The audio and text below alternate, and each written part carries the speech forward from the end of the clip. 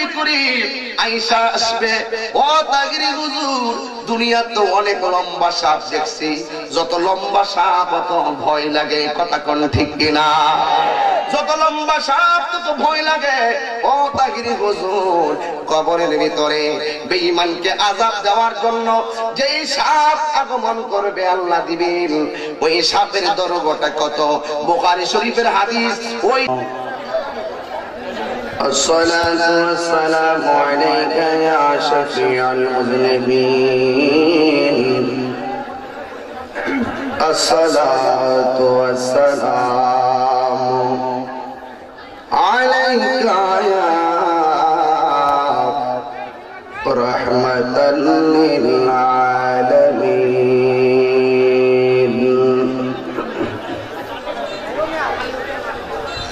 الحمد لوليه والصلاة على نبيه والوصل والفضل والعدل والنجم بالجسم بوحدته بكبريائه بسلطان وبإعلان وبإتقان وبإيمان وبيان في فرقان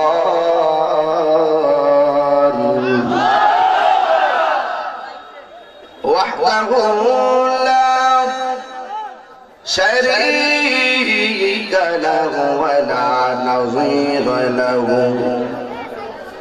ولا مثل له ولا مثال له ولا ضد له ولا ند له ونشهد أن سيدنا إمامنا وقدوتنا وسندنا ومولانا محمد صلى الله عليه وسلم الذي أرسله بالحق بشيرا ونذيرا وداعيا إلى الله بإذنه وسراجا منيرا شكري محبت আমার সাথে বলুন أعوذ بالله من بسم الله الرحمن الرحيم كل من عليها فان ويبقى وجه ربك ذو الجلال والإكرام صدق الله العلي العظيم وصدق رسوله النبي الحبيب الكريم قال النبي صلى الله عليه وسلم من أحب سنتي فقد أحبني ومن أحبني كان معي في الجنة একটি জবান বন্ধ না করেন না গো মোহাব্বতে মায়ার সুরে বলেন ইয়া রাসূলুল্লাহ উচ্চ আওয়াজে বলুন ইয়া ওয়ালি আল্লাহ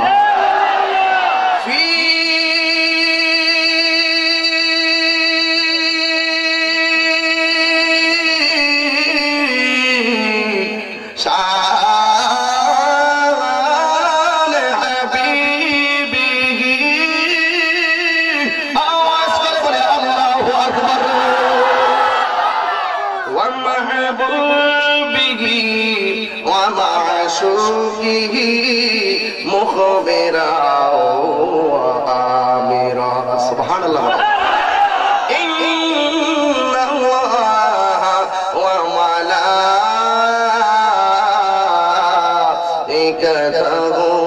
يصلون على النبي يا أيها الذين آمنوا صلوا عليه وسلموا تسليما اللهم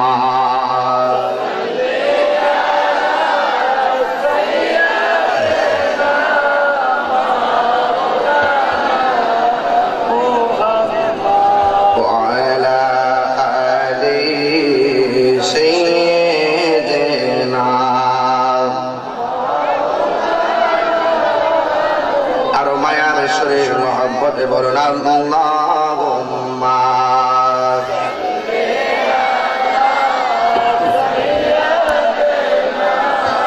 মাওলানা মুহাম্মদ ওয়া আলা আলি সাইয়্যিদিনা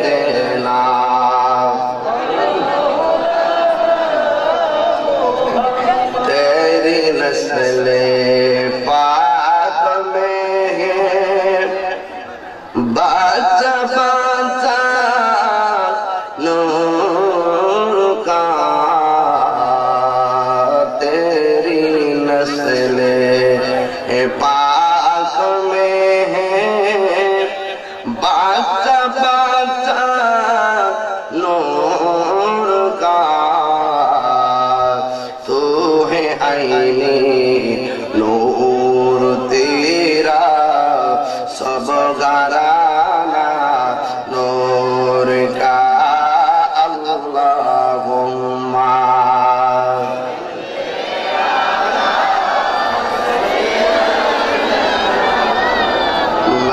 मौलाना मुहम्मद वला आले सैय्यिदना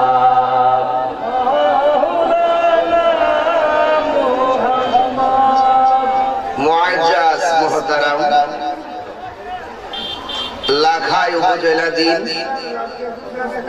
फुलबाड़िया माद्रासा मैदान संलग्न मुगदी सभार सम्मानित सभापति दरवेश मोहम्मद सुर रहमान साहेब सह-सभापति विशिष्ट मुरब्बी हाफिज मोहम्मद अब्दुर रहमान साहेब प्रधान आकर्षण सारा बांगलार आलोड़न सृष्टिकारी विशिष्ट आलेम हजारों विवेकेर दलिल बातिलेर डायरेक्ट आतंक जिन्हें आवाज पर आसतेছেন আল্লামা ডক্টর মোহাম্মদ সাইফুল ইসলাম আল আজহারি সাহেব যিনি মিশর মদিনা ইউনিভার্সিটি যিনি একাধিক ডিগ্রি গ্রহণ করেছেন আলহামদুলিল্লাহ প্রধান ফকি দারুল উলুম হাসানিয়া কামিল মাদ্রাসা ঢাকা মুগদি উনি আমার পরে ইনশাআল্লাহ আসতেছেন আপনাদের সকলকে ধৈর্য এবং আন্তরিকতার সাথে হুজুরের মহামূল্যবান বয়ান শ্রবণ করার বিনীত আহ্বান রেখে আমাকে বেঁধে দেওয়া বিষয় অনুযায়ী আমি কিছু কথা বলবো। উপস্থিত আছেন মৌলানা আবু সাইদ মোহাম্মদ জুনাইদ সাহেব, মাওলানা হাফেজ কারি মোহাম্মদ রুহুল আমিন সাহেব, মৌলানা আনোয়ারুল হক সাহেব, মৌলানা মহিউদ্দিন চৌধুরী সাহেব, মাহফিল পরিচালক আকরামুল কারি মোহাম্মদ মুস্তাক আহমদ জাকারিয়া, সার্বিক ব্যবস্থাপনায় মোহাম্মদ শাহপরান ও নুরুদ্দিন, ওনার সহপাঠী অনেক ছেলেরা আছেন যাদের নাম এখানে অনেকগুলো নাম উল্লেখ করা আছে, বিশেষ করে মোহাম্মদ আলমগীর সহ হযরত শাহজালাল ইয়েমানি রহমতুল্লাহ আলাইহি দরবারের ভক্ত মোহাম্মদ সোহেল রানার সৌজন্যে পুরস্কার। আজকের এই মাহফিলে আপনারা যারা এসেছেন খুশি না বেজা? শুকরিয়াতান করুন আলহামদুলিল্লাহ।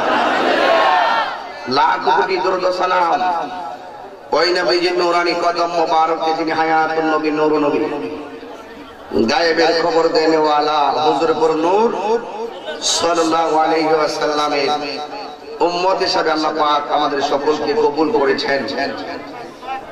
এই জন্য শুকরিয়া দান সকলে আরেকবার পড়ি আলহামদুলিল্লাহ। ইন্তেজামিয়া কমিটির পক্ষ থেকে আমাকে বিষয় দেওয়া হয়েছে কবরের আযাব সম্পর্কে বয়ান করার জন্য। কমিটিদের বেঁধে দেওয়া বিষয় অনুযায়ী বালাগাত মানতিকের কায়দা কলিলুল মাবানি কাসিরুল মাআনি রুখে যতক্ষণ আমি কথা বলবো ততক্ষণ আমি আপনাদের কাছে দুইটা জিনিস চাইবো। একটা হলো ধৈর্য, আরেকটি হলো মনোযোগ। ধৈর্য এবং মনোযোগ সহকারে আজকের বয়ানটা শুনবেন।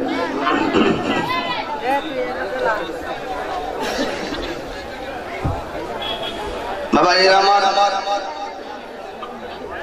আপনারা বলুন হায়াতের মালিক কে? জবান ছেড়ে দিয়ে বলুন, আর আওয়াজ করে বলুন। একটু কমে দাও। কোন সন্দেহ আছে? আমাদের আসল ঘর বিল্ডিং না কবর? জবান ছাড়ুন। কবরে যারা চলে গেছে তারা তো মাসে একবার বাড়িতে দেখা করতে আসে, ঠিক না? আসে।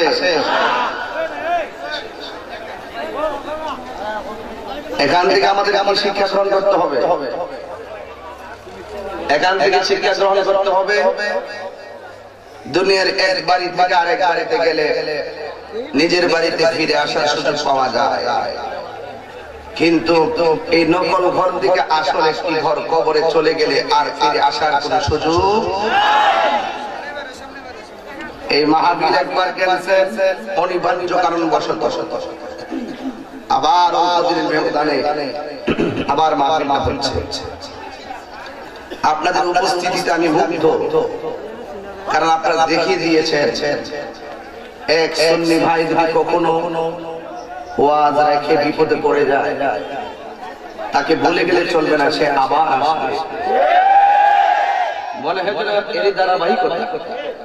যেমন আমি ভাবি না যে আপনারা আমি একবার আসি না, আপনারা কষ্ট পেয়ে চলে গেছেন। আমি বিশ্বাস করেছি এরা নবীর পাগল। যখন রিসালাতের স্লোগান দেখবে ফুলবাড়িয়াতে ওরা আসবেই। তা আপনাদের উপস্থিতিতে কিন্তু আমরা সুন্নি যারা এরা খুব খুশি, আর একদল কিন্তু আছে ভেজাল, ঠিক কিনা বলে? ওরা আজকে প্রমাণ করে দিলাম যে সুন্নিরা যখন যাকে ভালোবাসে মন থেকে ভালোবাসে। আরো কয়েকজন গেছে না, এই ফুলাফান সকালবেলা আমার বাড়ির যায় বসে দায় খবর পাইছে আমি ঘুমাই দিছি। এরপরে জিজ্ঞেস করতেছে ড্রাইভার আমার এলাকার লোকের যে হুজুর আজকে ফুলবাড়িয়া যাই বলি, আমার বাড়ির ফুলাফান বলছে হুজুরে যে ফুলবাড়িয়া যাবে 2 দিন আগে সিদ্ধান্ত পাই না। এরা তো খুশিতে আত্মহারা। এরপর বাড়িতে অনেক লোক আমার পিছনে ঘুরতেছে, কারোর সাথে কথা না বলে আমি আমার সময়টা ঠিক রেখেছি। আমি আপনাদেরকে নিয়ে যতক্ষণ কথা বলবো ধৈর্য এবং মনোযোগ দিয়ে কথাগুলো শুনতে হবে। আল্লাহ বলছেন দুইটা পদ্ধতির মাধ্যমে মানুষকে দিনের দিকে দাওয়াত দাও। কয়টা? আর দুইটা প্রক্রিয়ার মাধ্যমে আল্লাহর কাছে সাহায্য চাও। কয়টা প্রক্রিয়ার মাধ্যমে? দুইটা পদ্ধতিতে। সাউন্ড আরেকটু কমাই দাও। দুইটা পদ্ধতির মাধ্যমে মানুষকে দিনের পথে আনতে হবে। দলিল কি? আল কোরআন। দলিল কি?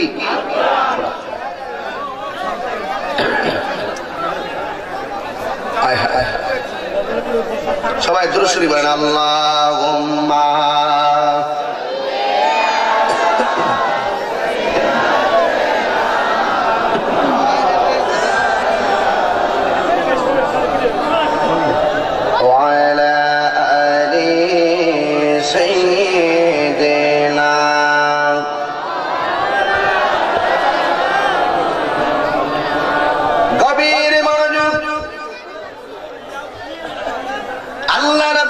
আলামিন কোরআনুল কারীমের মধ্যে চমৎকার ভাষায় বলে দিয়েছেন, দুইটা পদ্ধতির মাধ্যমে মানুষকে দ্বীনের পথে আনতে হবে। ধরে বলেন কয়টা?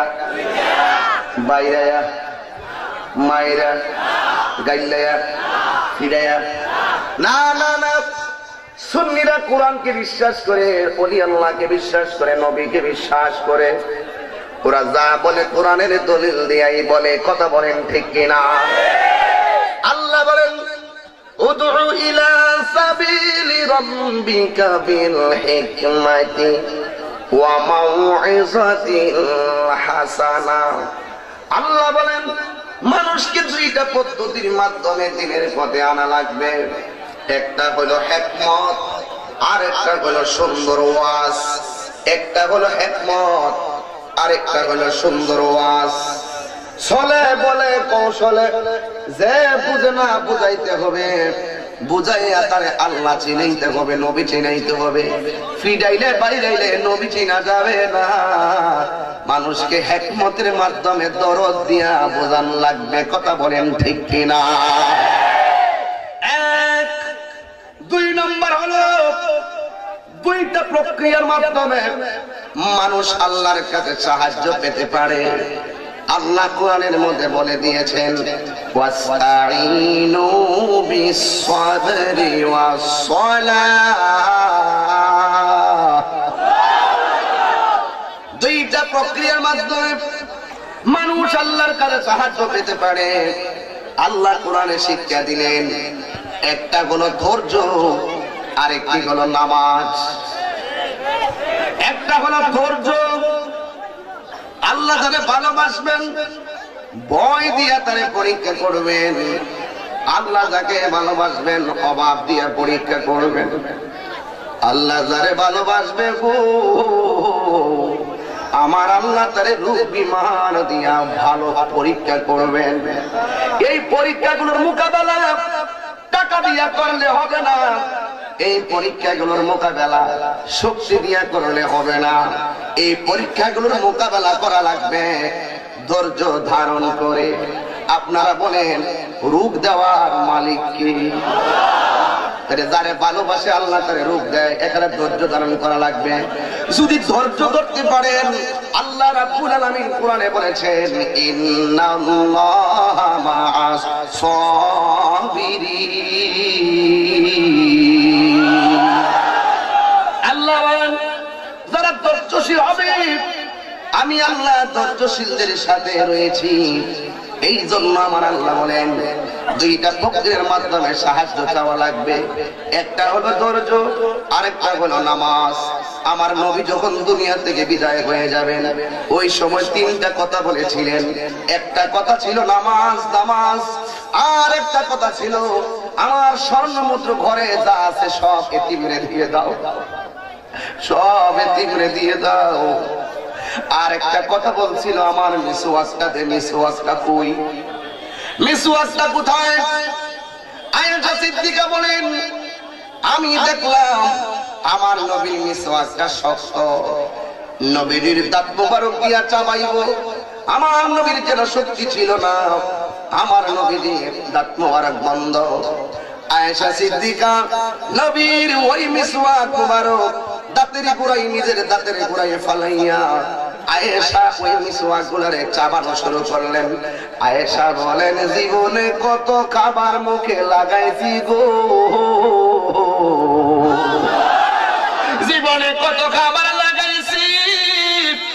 আল্লাহর কসম করে বলি, আমি যখন নবীর খেজুরের আমি যখন আমার নবীর মিসওয়াকটা চাবানো শুরু করছি, আমি দেখলাম মিসওয়াকের গোড়ার মধ্যে আমার নবীর কিছু লালা মোবারক, থুতু মোবারক লাগিয়ে নিছে।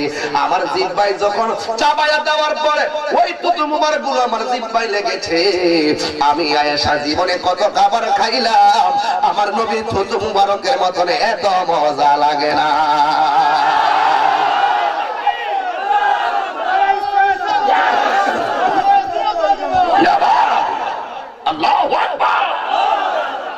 এই জন্য যুবক ভাইরা গভীর মনোযোগ, নীরবে নীরবে আজ কথাগুলো শোনা লাগবে।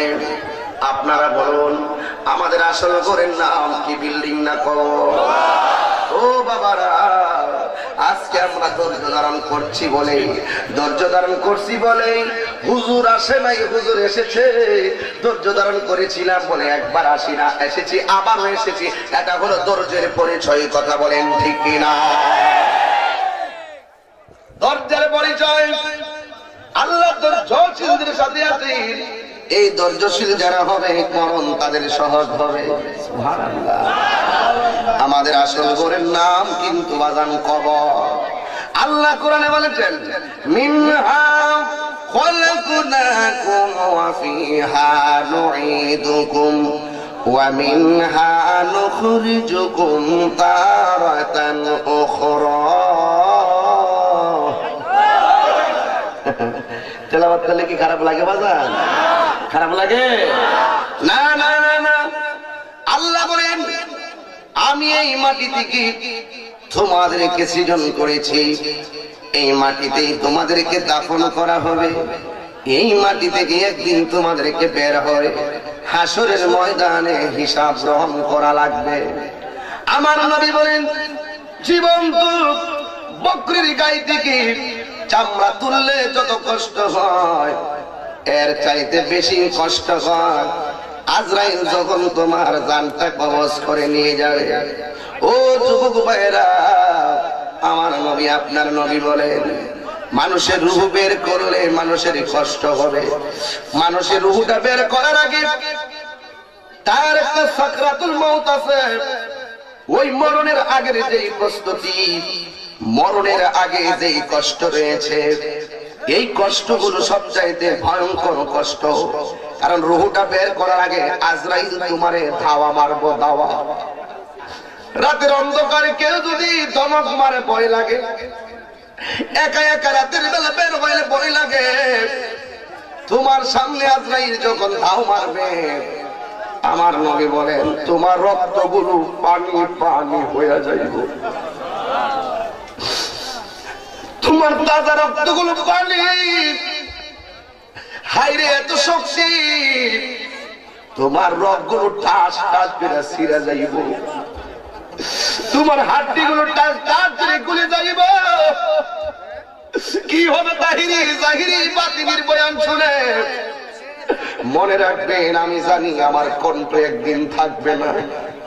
এখন যেমনে টান মারি এমনি টান আসে, এমন একদিন আসবে হাজার চেষ্টা করলো আমি পারবো না।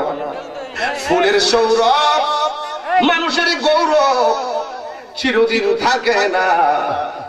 এই জন্যই আমি মাঝে মাঝে বলি শাহপরার রে, ও আকরামুল রে, ও কারি মুস্তাকির রে, ও আমার নুরুদ্দিন রে, আমি তোদেরকে বইলা দিয়া যাই জীবনের টাকা সঙ্গে লয়া যাইতে পারবা না, জীবনের সম্পদ তুমি লয়া যাইতে পারবা না। এমন জীবন তুমি করিবে গঠন, মরণে হাসিবে তুমি কাঁদিবে মন। মানা গুনজম দর জমিনে আসমা লেকি গুনজম দর কলবে মোমেনা। মৌত কাসিন কুল্লু নাসিন শারিবুন কবর বাইতিন কুল্লু নাসিন দাখিলুন। কবর বাইতিন কুল্লু নাসিন দাখিলুন। মাকান চুশজি নামাজে পাঞ্জে গানা ফাওয়াইলুল লিল মুসাল্লিন আল্লাযিনা। জোরে বলো ঠিক কিনা?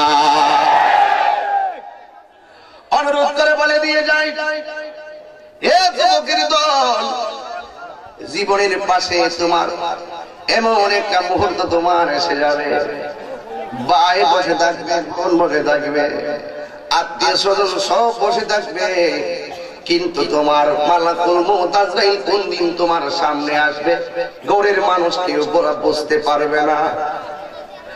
আজকে আমি এমপি, আরেকজন মন্ত্রী, আরেকজন বক্তা, আরেকজন পীর, জীবনে কত মানুষ আছে, সবার সামনে আজরাইল আসবে। ইমানদার হইলে নসিব বড় ভালো, ইমানদার না হইলে নসিব বড় খারাপ। এই জন্য আমি বলে দিয়ে যাই, ও যুবকের দল, আমার নবী আপনার নবী বলেন, একটা মানুষ যদি মারা যায়, মারা যাওয়ার আগে আজরাইল যে ভয়ঙ্কর ভাবে ধাও মারবো, আল্লাহ এমন ভাবে ধাও মারবো, চোখ মুখ উল্টাইয়া দিব, ঘরের মানুষ মনে করব পেটে ব্যথায় বুঝে কাঁদতেছে,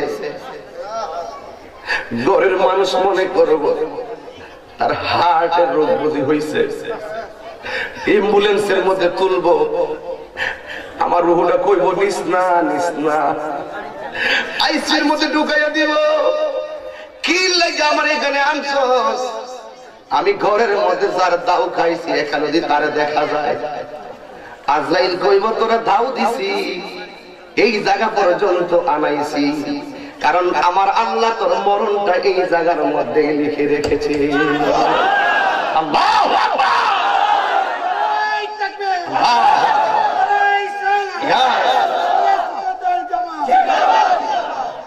আল্লাহ কুরআনে বলেন, ওয়ামা, আমি যখন তেলাওয়াত করব আপনারা আল্লাহু আকবার বলে জোরে জোরে বলুন, ওয়ামা তাদরি নাফসুম বিআইয়ি আরদিন তামুত।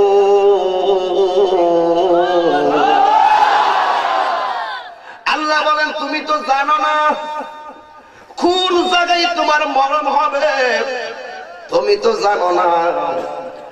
আপনি দেখেন ইদানিং স্ট্রোকের পরিমাণ বেড়ে গেছে, কি বলেন ভাই, ইদানিং স্ট্রোকের পরিমাণ বেড়ে গেছে,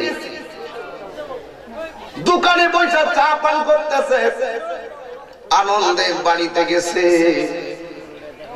হঠাৎ করে তার বুকে ব্যথা করে, গাড়ির মধ্যে তুলেছে, মরিয়াও পার হতে পারে নাই, তার মরণের সংবাদ বাড়িতে এসেছে। এই জন্য গো, কে কোন জায়গায় মরবেন কেউ বলতে পারে না। আমার নবী আপনার নবী বলেছেন, দিনে এবং রাইতে কেউ যদি 20 বার মরণের কথা খেয়াল করে, ওই দিন যদি তার মরণ হয়ে যায়, আমার আল্লাহর হাবিব বলেন তার মরণটা আমার আল্লাহ শহীদের খাতায় লিখে দিবে। সুবহানাল্লাহ, এমন মরণ আমার হইবনি, এমন মরণ লাখায় আশিকদের হইবনি গো নবী,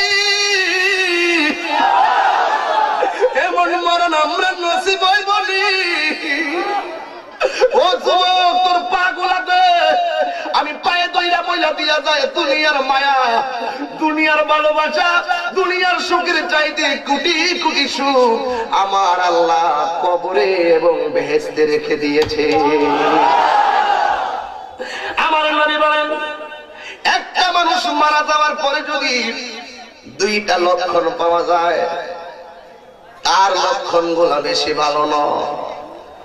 এক, মানুষ মারা যাওয়ার পরে যদি দেখো পায়খানা প্রস্রাব করে বিছানা বাসায় দিয়েছে, মনে রাখবা তার লক্ষণটা বেশি ভালো নয়।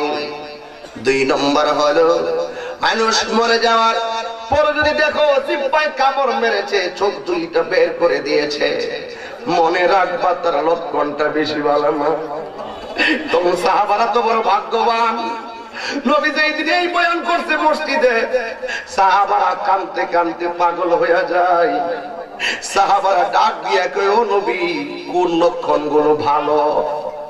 আমার নবী বলেন, একটা মানুষ মারা যাওয়ার পরে যদি দেখো তার চেহারাটা হলুদ হলুদ ভাব হয়ে রয়েছে, যেন মরে নাই, যেন পাগল লাখাই ঘুমায় রয়েছে, মরে নাই মরে নাই, যেন ফুলবাড়িয়া ঈদগাতে মুরব্বী বেড়া সারা বছর এরি খেতে লাইল বা ঘাস বাঁধছে, সারা জীবন গরুর ঘাস কাটছে, সারা জীবন ঘাস কাটছে, দান লইছে, চেহারাটা বড় কালা, কিন্তু মরে যাওয়ার পরে এমন একটা চেহারা বাইছে, জানা যায় যে দেখে সেই দেখ সত্যি মাশাআল্লাহ কত সুন্দর চেহারা বাইছে।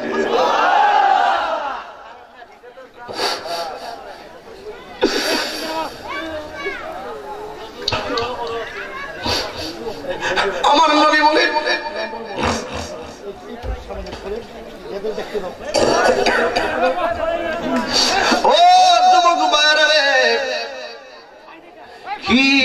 কথা আমি বলবো, কোন ভাষায় বয়ান করলে আপনার আল্লাহ চিনবেন, কোন ভাষায় বয়ান করলে আপনার আমার রাসূলকে চিনবেন।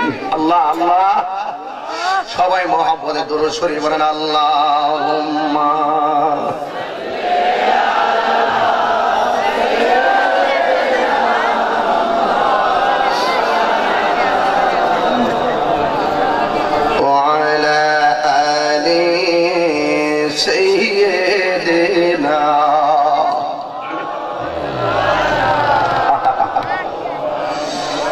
নবী গো তোমার এ ভালোবাসায়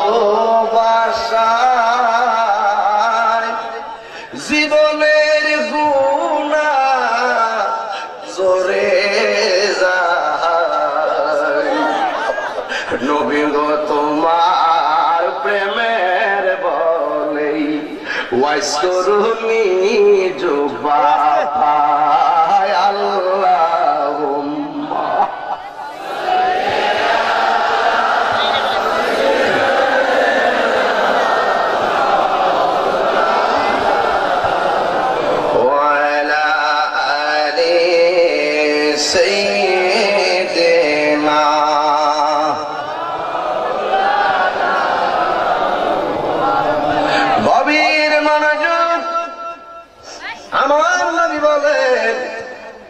মরণের পর যার চেহারা হলুদ হলুদ দেখা যাবে, যেন মরনায় যেন ঘুমায় রয়েছে, জানা যায় সবাই তারে ভালো পায়, আমার আল্লাহ তারে ভালো পায়।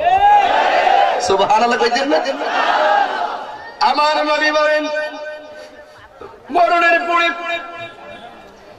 এই লক্ষণটা যা দেখিবা, আমার আল্লাহর হাবিব বলেন মনে রাখবা, কাহার মরণের পরে যদি তার চেহারাটা হলুদ হলুদ ভাব হয়ে যায়, মনে রাখবা এই লোকটার মরণের সময় আমি নবীর কালিমা পড়তে পড়তে তার মরণ হয়েছে। আল্লাহু আকবার। সাহাবারা বলেন ইয়া রাসূলুল্লাহ, 2 নম্বর কন্ডিশন কি? আমার নবী বলেন একটা মানুষ মারা যাওয়ার পরে যদি দেখো তার কপালটা ঘামতেছে, একটা মানুষ মারা যাওয়ার পরে যদি দেখো তার শরীরটা ঘামতেছে, মনে রাখবা তার মরণের সময় আমি রাহমাতুল লিল আলামিনের দিদারের মাধ্যমে মরণ হয়েছে। সুবর্ণ সুযোগ, ওইলে নবী দেখা মরো, নাইলে জিব্বা কামড়দা মরো। জিব্বা কামড়দা মরলেই বিপদ এসে গেল। যার মরণ ভালো হয় কবর হাসর তার ভালো হয়। সুবহানাল্লাহ বলে। যার মরণ ভালো হয় তার হিসাব সহজ হয়ে যায়। আমার নবী বলেন একটা মানুষকে মৃত্যু প্রসাদ গ্রহণ করার পরে যদি বেঈমান হয় তারে গোসলখানায় যখন নিয়ে যাবে, গরম পানি শরীরের মধ্যে ঢেলে দেয়, তার রূহটা ডাক দিয়ে কয় ও মা, ও মা গো, এত গরম পানি তো কোনদিন গায়ে ডালো নাই, আজকে এত গরম পানি ঢেলে দিচ্ছ, তোমাদের একটু মায়া লাগে না? জীবনে তো কোনদিন মুখ ডাক্কা কথা দাও নাই মুখে, আজকে কাপড়ের কাপড় দিয়া কেমনে মুখ ডাক্কা বান টাইট করে মাইরা দিলা। জীবনে কোনদিন বিছানা ছাড়া খাটের মধ্যে চোখের মধ্যে শুই নাই, আজকে একটা লোহার খাটের মধ্যে কেমনে কাঠের খাটের মধ্যে শোয়া দিতেছো। রুহটা এইভাবে আত্মরাত করবো, কিন্তু তার কান্নার আওয়াজ বোঝার ভাষা জাতির নাই, মানুষের নাই। দুনিয়ার মানুষ বড় নিষ্ঠুর, কথা বলেন ঠিক কিনা? দুনিয়ার মানুষ অনেক নিষ্ঠুর। নিতে নিতে তোমার জানাজার ময়দানে নিব। ইমাম সাহেব এলাকার মধ্যে মসজিদ আছে না নাই? কোন দিকে? চতুর্দিকে মসজিদ আছে। এমপি বলেন, ওসি বলেন, ডিসি বলেন, সচিব বলেন, তাহিরি বলেন, বক্তা বলেন, পিসাব বলেন, মসজিদে লাশটা নেওয়ার সাথে সাথে ইমাম সাহেব মাইক দিয়া বলে মরহুমের লাশ মাঠে এসেছে। এতদিন আমারে কইলেন তাহিরি হুজুর, কেউ বললেন তাহিরি সাহেব আমি মইরা গেছি। মরে যাওয়ার পরে কই লাশটারে খাটে শোয়া, লাশের দর, লাশের কাফন আনো, লাশের পানি গরম করো, লাশের মাঠে লইয়া যাও। ইমাম সাহেব লাশ আইছে, এর মানে হলো যতদিন জানটা বেঁচে থাকবে ততদিন এই সাপ অমুক সাপ অমুক সাপ মরে গেলে লাশ। এই জন্য অহংকার আর তাকাপুরি করার কোনো কিছু নাই, মানুষ বড় নির্মম। কথা বলেন ঠিক কিনা? এই জন্য ইমাম সাহেব বলবেন লাশ এসেছে, জানাজার নামাজ পড়াইয়া আরে আসল বাড়িতে যখন হইয়া যায় ওই সময় রুহুটা ডাক দিয়া চিৎকার মারে কে আম্মা এত তাড়াতাড়ি কেন বিদায় দিয়ে দিয়েছো, কিছুক্ষণ বাড়ির মধ্যে রাখো না রাখো না। কিন্তু মানুষ বড় নির্মম, রাখবে না। কেউ বলবে আমরা রাজশাহী শিখাইছি আবার যাওন লাগবো, কেউ বলবো লাশ ঘরে রাখলে পেট ফুল্লা ফাইটটা যাইব, কেউ বলবে লাশ বেশি রাখা ঠিক না। বিভিন্ন অজুহাতে তোমারে আমারে নির্ধারিত একটা সময় ধরে ময়দানের মধ্যে নিয়ে যাবে। সবাই আমার সাথে সাথে বলেন বন্ধুরে আমার, ও আমার বাবারা, যেই মাত্র আসল বাড়িতে আল্লাহ আকবার আকাশ বাতাস মুখরিত করে বলবেন, যেই মাত্র লাশটারে কবরের পারে নিবে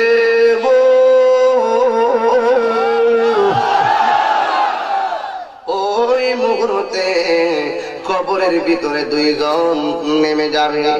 তোমার লাশটারে যখন নিচে নামাইব তখন তোমার লাশটা শোয়া দিয়া তোমার উপরে মাটি গোলা দেওয়ার আগে বাঁশের চাটাই গোলা দেওয়া হবে, এরপরে তোমার কবরের মধ্যে মাটি দিবে।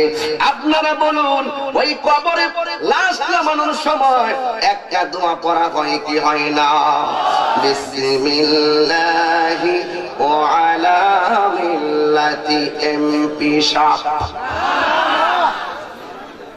এই জন্যই তাহিরি বালানা।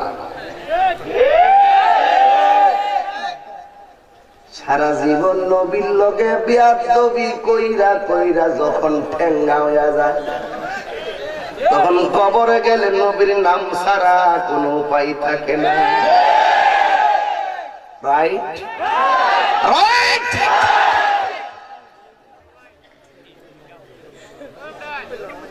নবীর মনোযোগ। কবরে নামানোর সময় কি দোয়া পড়ে?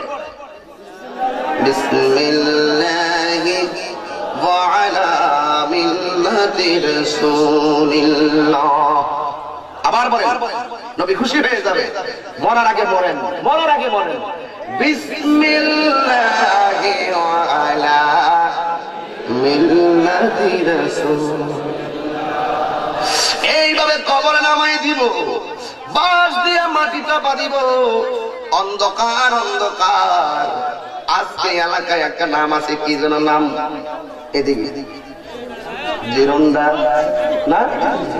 এই এলাকা থেকে অনেক মানুষ আজকে মাহফিলে আসছে। কথা কন ঠিক কিনা বলে? অনেক লোক আসছে, বামুই থেকে বহুত পোলাপান আসছে, মরিয়াও থেকে অনেক পোলাগান আসছে, কাসিমপুর, নকলাক, মরিয়া, মোরাকুড়ি, দেখছেন বাদিকেরা লাখাই বড় পণ্যি আসেনি, মশা দিয়ে আসেনি। এরা আমার আজকে একবার আয় করছে, হুজুর বামু একটা দাওয়াত থাক দিব, বামু চিনি আমি কি বামু আমার চিনিতেছো? সাফার দাগ ফলাই দিব, আমি চিনি এমন করে গ্রাম আছে রে বেড়া, যে যে আওয়াজটা যাই না না গেলে কিন্তু সিনেম যেত না, না গেলে সিনেম যেত না।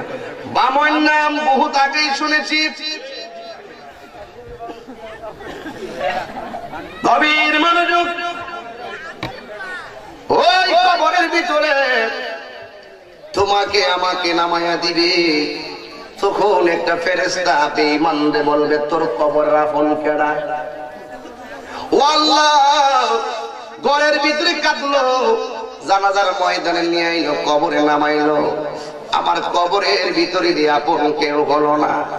এমন যদি জানতাম তাইলে দুনিয়ার প্রেমে কোনোদিন মস্তাম না। কথা বলেন ঠিক কিনা? মরার আগেই বোঝা লাগবো, মরার পরে সুযোগ নাই। যা করার মরার আগেই করা লাগবে। মরার পরে শুধু হিসাব হবে কে নবীরে ভালোবাসতো আর কে নবীরে ঘৃণা করত, কাহারো ফুলের মালা কাহারো জুতার বাড়ি। হাত তুলে বলো ঠিক কিনা বলো।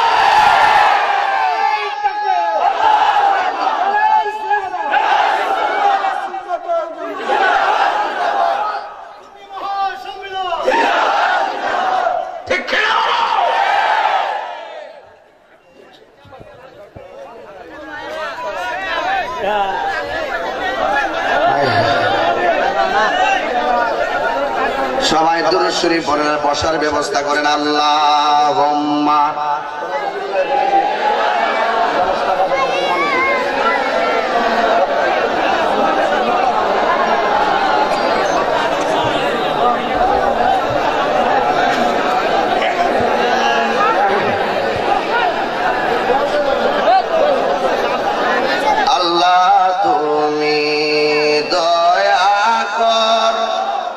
নসিবি কর মদিনা। আল্লাহ তুমি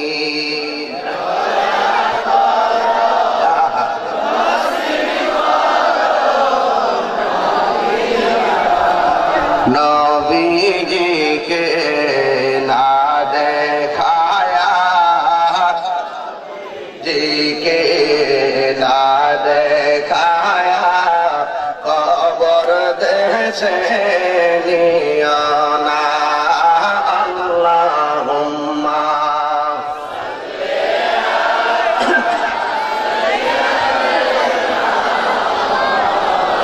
লানা মুহাম্মদ ওয়া আলা আলি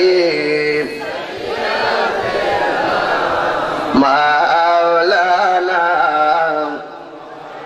একটা জবান বন্ধ রাখবেন না, চিৎকার মেরে কন্যা ইয়া রাসূলুল্লাহ।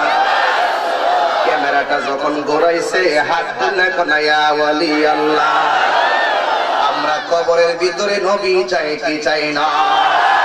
কবরের ভিতরে নবী আসার ক্ষমতা আছে না না? ও বন্ধুরি, ও ফুলবাড়িয়ার বাবারা, আমার নবী আপনার নবী কেমন আপন? যখন বেঈমানরে প্রশ্ন করবে তোর কবরে আপন কেডায়, বেঈমান বলবে হায় রে হায়, এমন জানলে কোনদিন দুনিয়ার জন্য মস্তাম না। বেঈমান কবরে যাওয়ার আগে কর আমার নিও না নিও না নিও না। আর ইমানদাররা বলবে আর দেরি কইরো না মা, তাড়াতাড়ি নিয়ে যাও তাড়াতাড়ি নিয়ে যাও। আর রাইকো না, আমার তাড়াতাড়ি গুরুস্থানে নিয়ে যাও, কারণ আমার মনের সাথী প্রাণের সাথী সেখানে আসবে। আল্লাহু আকবার। এবার ইমানদার বলবে আমার নিয়ে যাও, দেরি করো না। ইমানদার বলবে, বেঈমান বলবে এই দুনিয়াটা হলো আমার জন্য বালাখানা। আর ইমানদাররা বলবেন এই দুনিয়াটা হলো আমাদের জন্য জেলখানা। বেঈমান বলবে জেল বালাখানা, ইমানদার বলবে এটা দুনিয়াটা জেলখানা, আমার জন্য আখিরাতটা হলো বালাখানা। ইন দি মিন টাইমে ইমানদারকে কবরে নামানো হবে গো।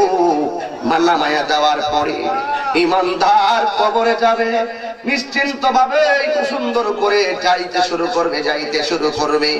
আর যদি বেঈমান হইয়া কবরে যান, আমার নবী বলেন বেঈমানের কবরে দিলে বেঈমানের প্রথম একটা শাস্তি শুরু হয়ে যাবে। এই শাস্তিটা হলো কি? আমার বিষয় তো কবরের আযাব, এখান থেকে কবরের আযাব বয়ান শুরু হয়ে যাবে।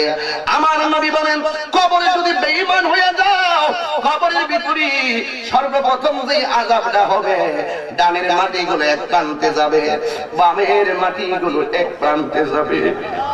আমার নবী আঙ্গুল মুবারক গুলো এমনি ঢুকায়া দিছে গো,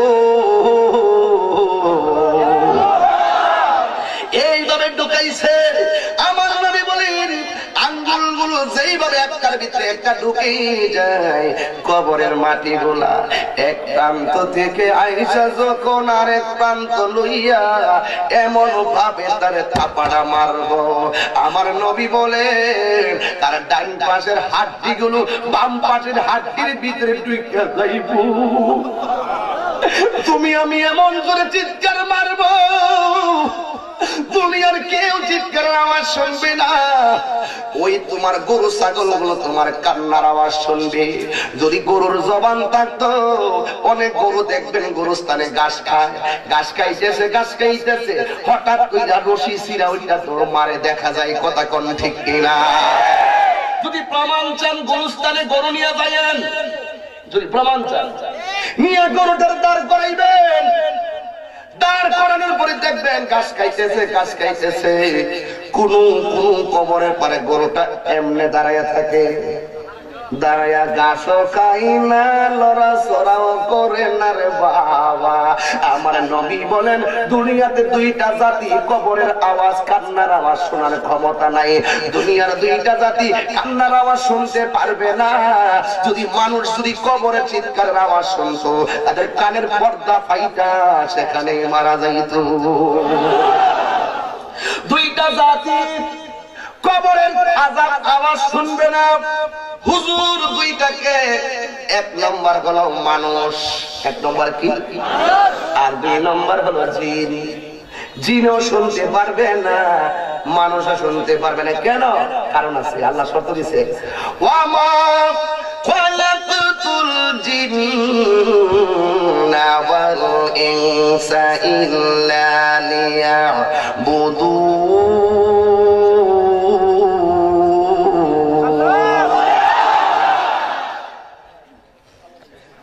কষ্ট হচ্ছে? ওয়ামা খালাকতুল জিন্না ওয়াল ইনসা ইল্লা লিয়াবুদুন। আল্লাহ বলেন মানুষ এবং জিন জাতিকে আমি আল্লাহ সৃষ্টি করেছি একমাত্র আমি আল্লাহর ইবাদতের জন্য। এই জন্য জিন এবং মানুষের হিসাব হবে হাসরের ময়দানে। কথা বলো ঠিক কিনা? মানুষের মধ্যে চোর আছে না নাই?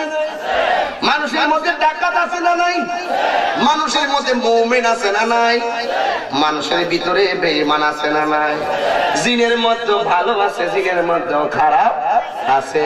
সব জিন আপনার ক্ষতি করবে না। কিছু কিছু জিন নামাজ আদায় করে। আল্লাহর ওলিদের কাছে বহুত জিন মুরিদ আছে। কাউসাবাদের কাছে ছিল বহুত জিন মুরিদ। আল্লাহ বলে আমি মানুষ এবং জিন জাতিকে সৃষ্টি করেছি একমাত্র আমি আল্লাহর গোলামির জন্য। এই জন্য গোলামি হবে কার? জবানটা ছাইরা দিয়া বলেন কার? জিকিরের মাধ্যমে গোলামি করি কার? নামাজের মাধ্যমে গোলামি করি কার? হজের মাধ্যমে গোলামি করি কার? যাকাতের মাধ্যমে গোলামি করি কার? আল্লাহর জিকির করি, জিকিরে গোলামি হয় আল্লাহ। আল্লাহ কোরআনে বলেন ফাযকুরুনি আযকুরুকুম ওয়াশকুরুনি ওয়ালা তাকফুরুন। আল্লাহ বলেন তোমরা আমাকে স্মরণ করো, আমি আল্লাহ তোমাদেরকে স্মরণ করব। এই জন্য যারা আল্লাহ এবং নবীর সঙ্গে প্রেম না করে কবরে যাবেন, আমার নবী বলে তাদের জন্য দুই পাশের মাটিগুলো তার চাপা দিয়ে হাড্ডিগুলা গুড়া বানাইয়া ফেলবে। এক নম্বর আযাব। দুই নম্বর আযাব কি? আমার নবী বলেন কবরের ভিতরে গেলে দুই নম্বর আযাব হলো তার কবরে বিচ্ছু দেওয়া হবে। বিচ্ছু দেওয়া হবে। বিচ্ছু কেমন বিচ্ছু? আমাদের দেখবেন ঘরের ভিতরে বিছা আছে না নাই? কালো কালো সেঙ্গা কয়, কি কাম না লাগে? কালো কালো সেঙ্গা কয়। দেখবেন পশম গুলা কালো কালো, দেখলেই ভয় লাগে। অনেকে বলে এই বিচ্ছু গুলো হাতে লাগলে শরীর পচা যায়। কবরের ভিতরে ওই বিচ্ছু নামায়া দেওয়া হবে। এই বিচ্ছুগুলার পশমগুলো থাকবে সুইয়ের মতন চুপকা, একেবারে দাঁড়ানো। এদের মাথার মধ্যে থাকবে বিষ, এমন বিষের বিষ রে বাবা। ওই বেঈমানকে কবরের ভিতরে পেট বরাবর এমন ভাবে পেস মাইরা দিবে গো, এই বিচ্ছুর সিংহাগুলো, এই পশমগুলো পেটের ভিতরে ঢুকবো, আরেক দিকটা বের হয়ে যাবে। এমন ভাবে তোমার শুধুমাত্র আযাব দিবে আর আযাব দিবে। আল্লাহ, এমন আযাব কেউ দেখবে না, কেউ কান্নার আওয়াজ শুনবে না গো। মইরা গেলে টাকার মালিক তোমার সন্তানে কারাকারি করব, মইরা গেলে জমি লইয়া তোমার সন্তান কারাকারি করব। টাকার বাগি সবাই হবে, সম্পদের বাগি সবাই হবে রে আব্বা, কিন্তু আপনি মারা গেলেন 5 সন্তান রাইকা, 5 সন্তান সম্পদের ভাগ লইব, কিন্তু একটা বারো কবরের ভিতরে তোমার আযাবের ভাগ কেউ লইত না। কথা বলেন না বাজান, ঠিক কিনা? শাহপরান গেল আমার বাড়িতে আজকে, আমি যদি বলি ও শাহপরান আমার ভাই মারা গেছে, আমার ভাইয়ের সাথে কবরে একটা রাত থাকো, তুমি না আমার মহব্বত করো, শাহপরান বলবে হুজুর আমি কবরে একলা একলা কেমনে থাকবো, আমার ডর লাগে। এর দ্বারাই প্রমাণ হইয়া যায় গো, দুনিয়ার সম্পর্ক চলে বলে কৌশলে 1 দিন 2 দিন 3 দিন, মরণের পরে স্বামী স্ত্রী কবরে যাবে না, স্ত্রী স্বামীর কবরে যাবে না, কেউ কারো আপন হবে না। কথা বলেন ঠিক কিনা? এইগুলো 2 নম্বর আযাব। 3 নম্বর আযাব আমার নবী বলে গো, কবরের ভিতরে একটা সাপ আসবে, সাপ। এই সাপের চোখগুলা থাকবে আগুনের মতন লাল, সামনের দাঁতগুলা থাকবে 70 গজ লম্বা, আর মাথার মধ্যে থাকবে মহিলাদের চুলের মতন চুল, তার শরীরের মধ্যে এমন দুর্গন্ধ থাকবে রে, এই দুর্গন্ধ যদি পৃথিবীর কোন মানুষের নাকের মধ্যে 1 মিনিটের জন্য লাগতো, ওই মানুষটা কলেরা হইয়া মারা যাইত।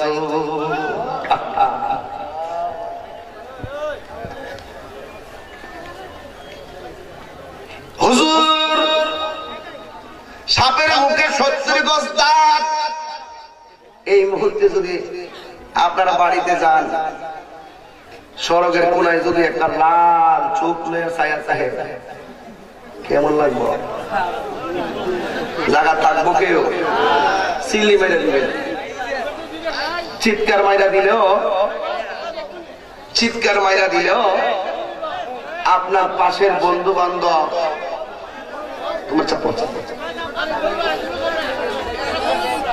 সবাই দূরে সরে বলেন আল্লাহুম্মা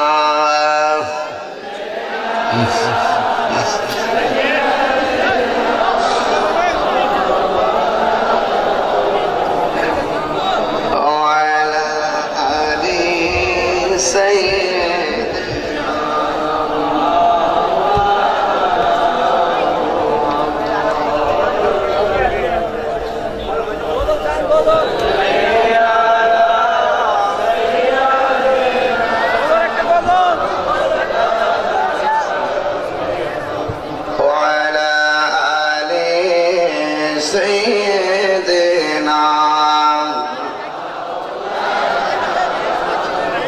জুমার ঘরকে কাবা বানাইয়া, দেহের ঘরকে মদিনা, বলো জুমার ঘরকে,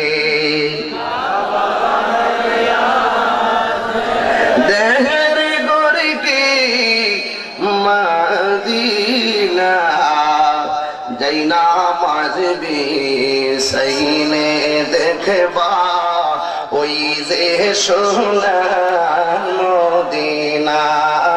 আল্লাহুম্মা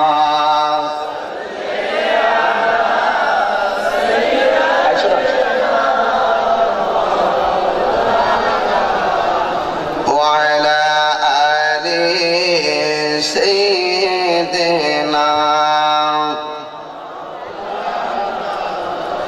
একটা জবানও বন্ধ রাখবেন না, চিৎকার মেরে কন্যা আল্লাহু আকবার। অধীর মনোযোগ। দাঁত গুলা হবে 70 গজ লম্বা, চোখ গুলা হবে লাল লাল, গায়ের মধ্যে মাথার মধ্যে মহিলাদের চুলের মতন চুলের গোছা। আজকের মাহফিলকে মা বোন আসে নাই?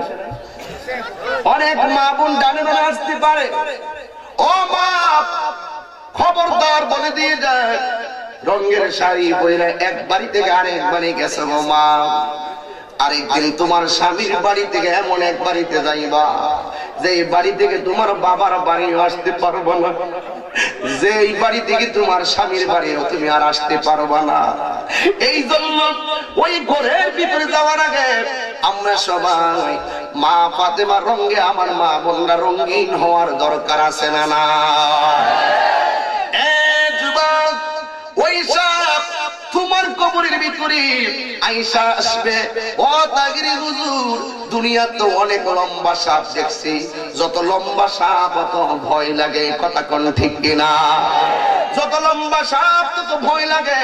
ও তাগিরি হুজুর, কবরের ভিতরে বেঈমানকে আযাব দেওয়ার জন্য যেই সাপ আগমন করবে আল্লাহ দিবেন, ওই সাপের দৈর্ঘ্যটা কত? বুখারী শরীফের হাদিস, ওই সাপের দৈর্ঘ্য 1005 হাত নয়, ওই সাপের দৈর্ঘ্য হলো 450 কিলোমিটার। এটা কি সাধারণ কথা ভাই? এটা কি সাধারণ বিষয়?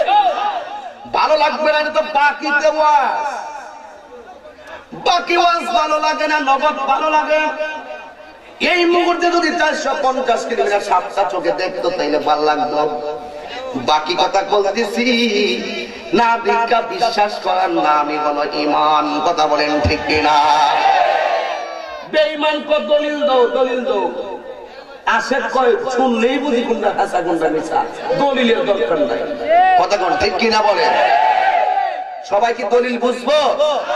পাবলিকের মধ্যে থাকবেন, পাবলিক দলিল দলিল কইরেন না, পাবলিকে শুনবেন উলামায়ে কেরাম কি বলে, শুনলেই বুঝতে পারবেন কোন হুজুরের কথাটা সত্য কোনটা মিথ্যা।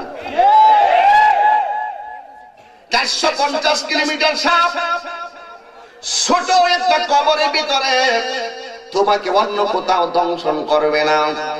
এই সাপটা তোমার নাভির মধ্যে দংশন করবে। যখন সাপটা তোমার চুবুল মারবে গো, 1 হাত নয় 2 হাত নয়, সাপের দাঁত হলো 70 গজ। সাপটা তোমার নাভির মধ্যে চুবুল দিয়া 70 গজ মাটির নিচে ঢুকাইয়া দিবে। তোমার কান্নার আওয়াজ পৃথিবীর কেউ ভাগ নিবে না, কথা বলো ঠিক কিনা? আমি বলছিলাম ভয় পাইলে চিৎকার মারতাম। এই মুহূর্তে আমি যাওয়ার সময় যদি দেখি এত বড় একটা মানুষ কাফনে কাপড় লাশ পেঁচাইয়া রাস্তা পড়ে আছে, আমি কোনোদিন এটার উপর যাইতাম না। 1 মনে করতাম এটা সত্যিকারের লাশ, 2 মনে করতাম জিন মনে হয় লাশ হয়ে রাস্তা পড়ে আছে। আমি ভয় পাইতাম, চিৎকার মারতাম। এই দুনিয়ায় ভয় পাইলে চিৎকার মারলে গো আশেপাশের মানুষগুলো তোমারে বাঁচানোর জন্য দৌড়াই আসে, কিন্তু কবরে গেলে তুমি চিৎকার মারলে কেউ তোমারে সহযোগিতা করতে আসবে না গো, কেউ তোমারে বাঁচাইতে আসবে না। এই জন্য বলি আমার নবী আপনার নবী বলেন, আমি একদিন রাস্তা দিয়ে হাঁটতেছি, আমার নবী রাস্তা দিয়ে হাঁটতেছেন, আমার নবী বলেন ও সাহাবায়ে কেরাম, আমি নবী যদিও মাটির উপরে, আমি দেখতেছি এই 2টা কবরের মধ্যে আযাব হইতেছে। আপনারা বলেন আমার নবী দেখার ক্ষমতা আছে না? না। আমার নবী বলেন ও সাহাবায়ে কেরাম, আমি নবী দেখতেছি 2টা কবরের ভিতরে আযাব হইতেছে, 2টা খেজুরের ডাল নিয়ে আসো। আমার নবী 2টা খেজুরের ডাল আনলেন, আয়না 2টা কবরের মধ্যে লাগাইয়া দিলেন। আমার নবী বলেন যতদিন পর্যন্ত এই খেজুরের ডালাগুলো কাঁচা থাকবে ততদিন পর্যন্ত ওই মুরতারদের কবরের আযাব আমার আল্লাহ হালকা করে দিবে। আর আমরা যখন দুনিয়াতে ফুলবাড়িয়াতে যখন কবরে যখন আমরা যখন জানাজা বেরার পরে চায়ের হুজুর যখন চায়ের খুন করে একটা গাছ লাগায় কবর গাছ লাগান কোন দলিল হয়েছে ফতোয়া যা বুঝলে বোঝ না বুঝলে তোর মোজ আস্তে ওয়াজ শুরু করছি না মলম লইছি চিন্তার কোনো কারণ নাই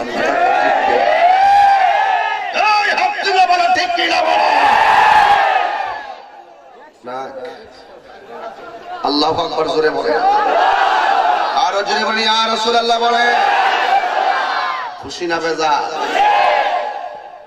কিসের ডাল লাগাইছে আমার নবী বলেন এদিকে মনোযোগ দিবেন যতদিন পর্যন্ত খেজুরের ডালাগুলো কাঁচা থাকবে ততদিন পর্যন্ত কবরে আযাব হবে না সুবহানাল্লাহ কবরে আযাব হালকা হয়ে যাবে এ আমার ফুলবাড়িয়ার বাবাজিরা গো ও যুবক ভাইরা এই মুহূর্তে আমার নবী আপনার নবীকে সাহাবায়ে কেরাম ডাক দিয়ে বলেন আমি যখন ডাকগুলো দিব জবান খুলে আল্লাহু আকবার বলবেন সাহাবায়ে কেরাম ডাক দিয়ে কয় ইয়া রাসূলুল্লাহ নবী গো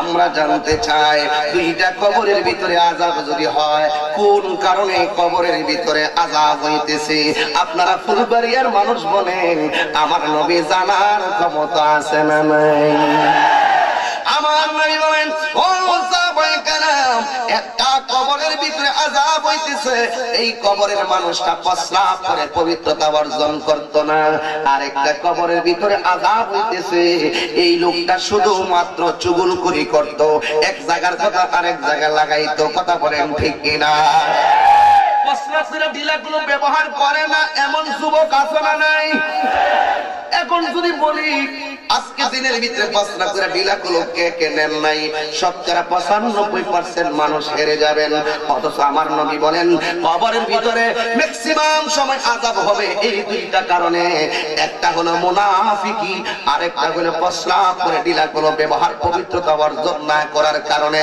কবরের মধ্যে ম্যাক্সিমাম আযাব হয় প্রস্রাব করে পবিত্রতা অর্জন না করার কারণে বলা হয় যে আস্তানজিহু আনিল বাউলে তা ইন্নাহু আম্মাতু আযাবিল কবর কবরের ভিতরে ম্যাক্সিমাম সময় আযাব হবে প্রস্রাব করে পবিত্রতা অর্জন না করার কারণে আমাদের দেশের ফুলামান ক্রিকেট খেলে মাঠে পানির মধ্যে প্রস্রাব করে ক্রিকেট খেলে মাঠে দাঁড়াইয়া প্রস্রাব করে হাইওয়ে হোটেলের মধ্যে যাইয়া দেখবেন অনেকগুলো দাঁড়াইয়া দাঁড়াইয়া প্রস্রাবের ব্যবস্থা রাখা হয়েছে ওরা যদি প্রশ্ন করি ও ভাই তোমার হোটেলের মধ্যে দাঁড়াইয়া প্রস্রাব করার ব্যবস্থা কেন রাখলা সে বলতেছে হুজুর অনেকে তো প্যান পয়রা আসে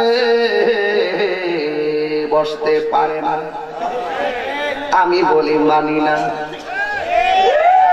প্রস্রাব করতে গেলে প্যান লাগা বইতে পারে না হাঁকু ধরলে করে কি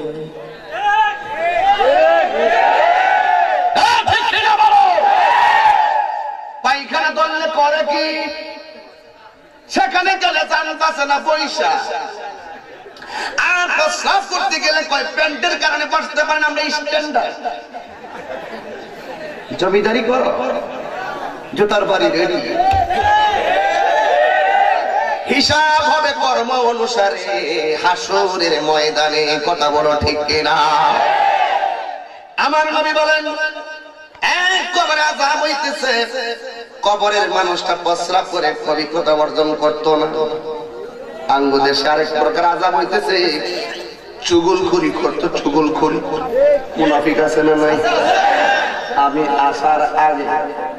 আমি আসার আগে দোকানে বৈশা বৈশা কইতাছে কইব এমনি বুঝি রাস্তা দিয়ে আওয়াজ সময় নিজের কানে শুনি কইতাছে যাইতাছে গান গাবি না তখন বুঝি দোকান ভাড় হইনি কইব একদম লোক আছে দোকানে বইয়া বইয়া সাত কাপ লয়ে লয়ে কইব চলিও আর যা বলে গানা গানা খাইতেছে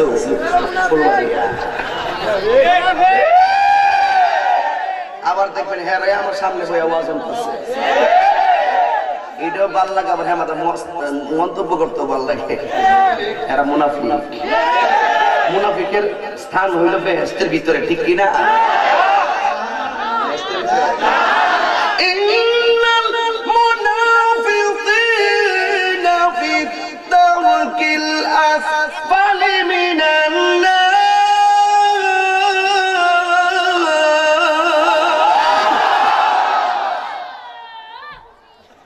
আমি কি গান গাইতেছি? গজল কটা গাইছি? 15টা না 20টা? কি না, চোখ চোখ গভীর মনোযোগ। আমরা সুন্নিরা যেই দিকে নবীর শান বলি সেই দিকে আমরা পছন্দ করি।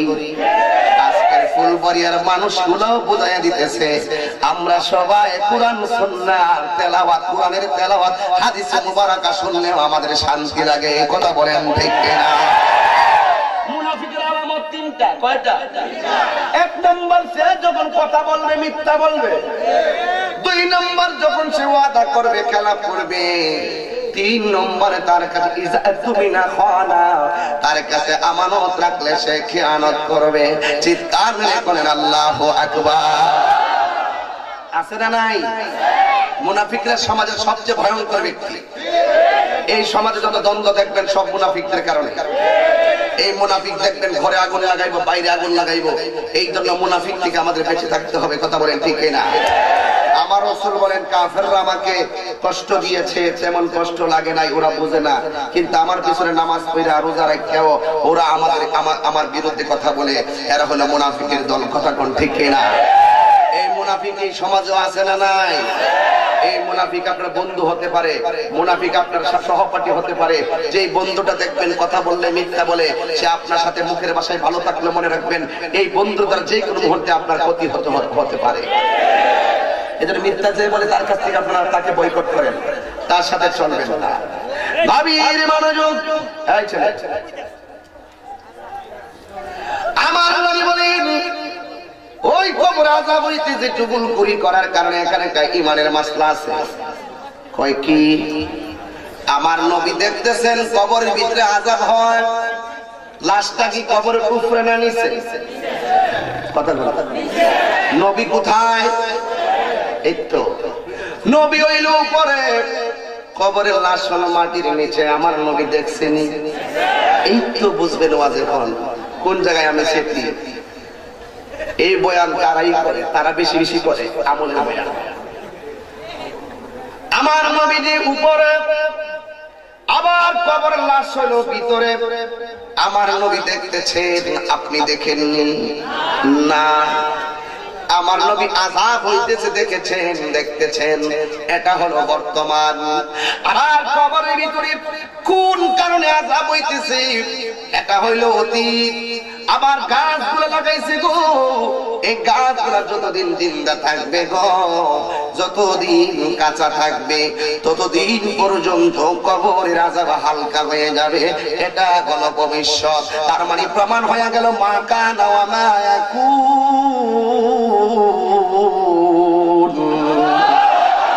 আমার নবী অতীত বর্তমান ভবিষ্যতের জ্ঞান আমার নবী দেখার ক্ষমতা ছিল কি ছিল না? আপনারা বলেন আমার নবীর এই ক্ষমতা দান করেছেন কে? এই জন্য কবরে যাবেন, কবরে আযাব সত্য। এক প্রেমিক কবর দিকে লাশ তুললেন, এক আল্লাহর পেয়ারা বান্দা তোলার পরে দেখতেছেন তার কবর থেকে নিচ পর্যন্ত জাহান্নামের আগুন দাউ দাউ করে জ্বলতেছে।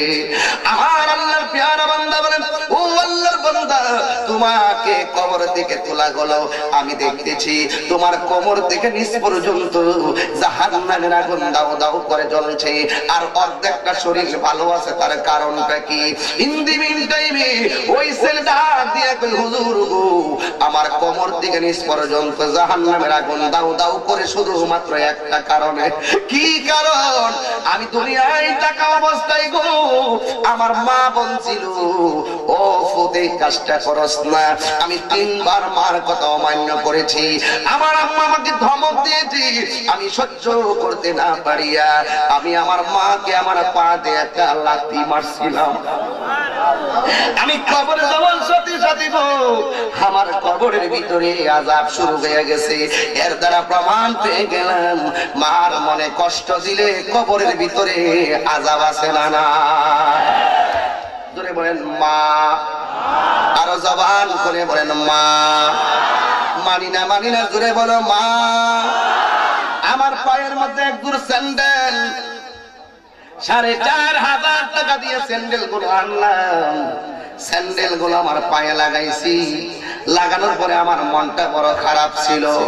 আমার জিজ্ঞেস করছি গো, আপনি এত সুন্দর জুতা পরেছেন, আপনার মনটা কেন খারাপ? আমি বললাম শোনো না, আমার মন কেন খারাপ জানোনি? আজ থেকে অনেক বছর আগে আমার বাবা 15 টাকা দিয়া ছাত্র জীবনে রূপসা জুতা কিনা দিত। আজকে আমি এত দামি জুতা পরলাম, আমার কাছে শান্তি লাগে না। কিন্তু আমার বাবার কিনে দেওয়া 15 টাকা রূপসা জুতা যখন কিনতাম, আল্লাহর কসম করে বলি এই জুতাগুলা পয়রা পয়রা বিছানায় দৌড়াদৌড়ি করতাম। ওই দিনের স্মৃতির কথা মনে হইয়া গেছে। এই জন্য যুবক মায়ের মনে কষ্ট দিলি, মায়ের কষ্ট দিলি। আপনারা বলেন কবরে আযাব আছে না নাই? আর জবান করে বলো আছে না নাই? কবরের ভিতরে শুধু আযাব। এই জন্য যুবক আজকে তোমরা এখানে এসেছো, আমি গুনাহগারের সব মাহফিলে বলে দিয়ে যাই, জীবনে যদি জিরো থেকে হিরো হতে চাও, জীবনে দুইটা মানুষের চোখের পানি ফালাইয়া কোনোদিন কান্দায়ও না। একটা হলো তোমার মা, আর একটা হলো তোমার বাবা।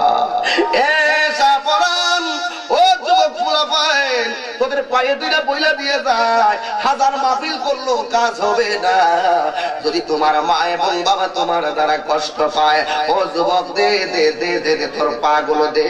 খবরদার খবরদার খবরদার খবরদার খবরদার, ইন দি মিন টাইমে অনুরোধ করে বলে দিয়ে যায়, খবরদার করে বলে দিয়ে যায়, জীবনে যদি জিরো থেকে হিরো হতে চাও, তোমরা সবাই বলো আমরা মা বাবার খেদমত চাই কি চাই না?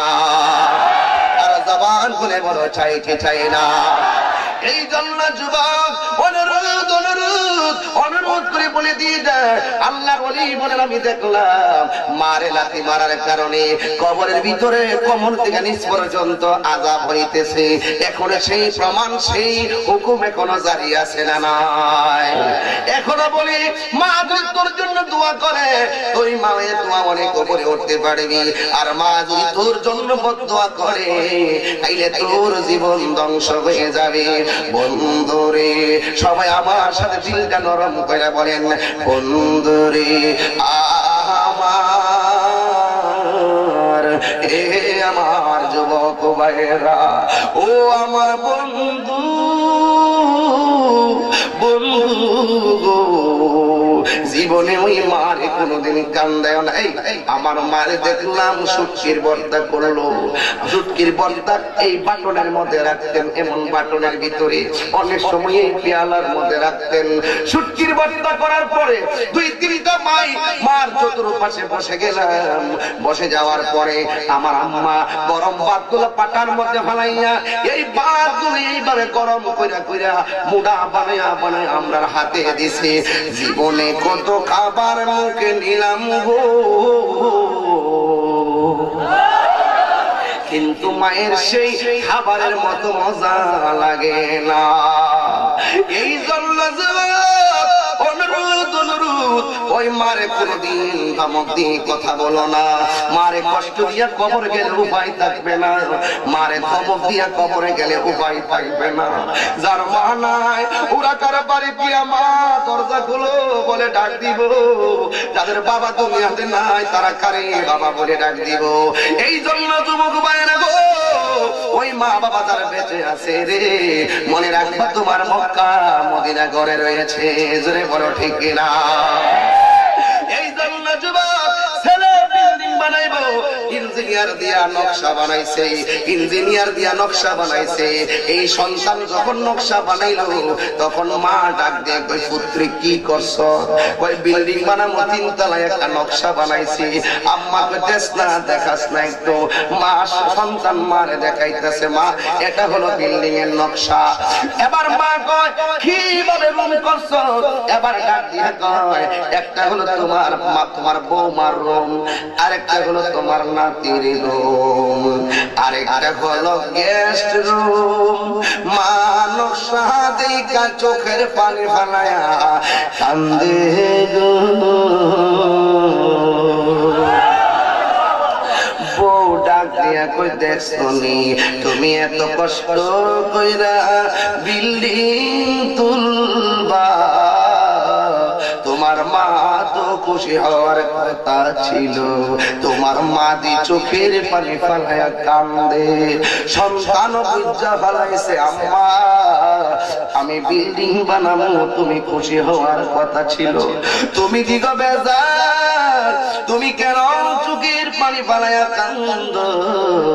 এবার মা চোখের পানি ফালায়া পারে ও আব্বা, ও আব্বা শুন শুন, আমি কেন কান্দে জানোস নি?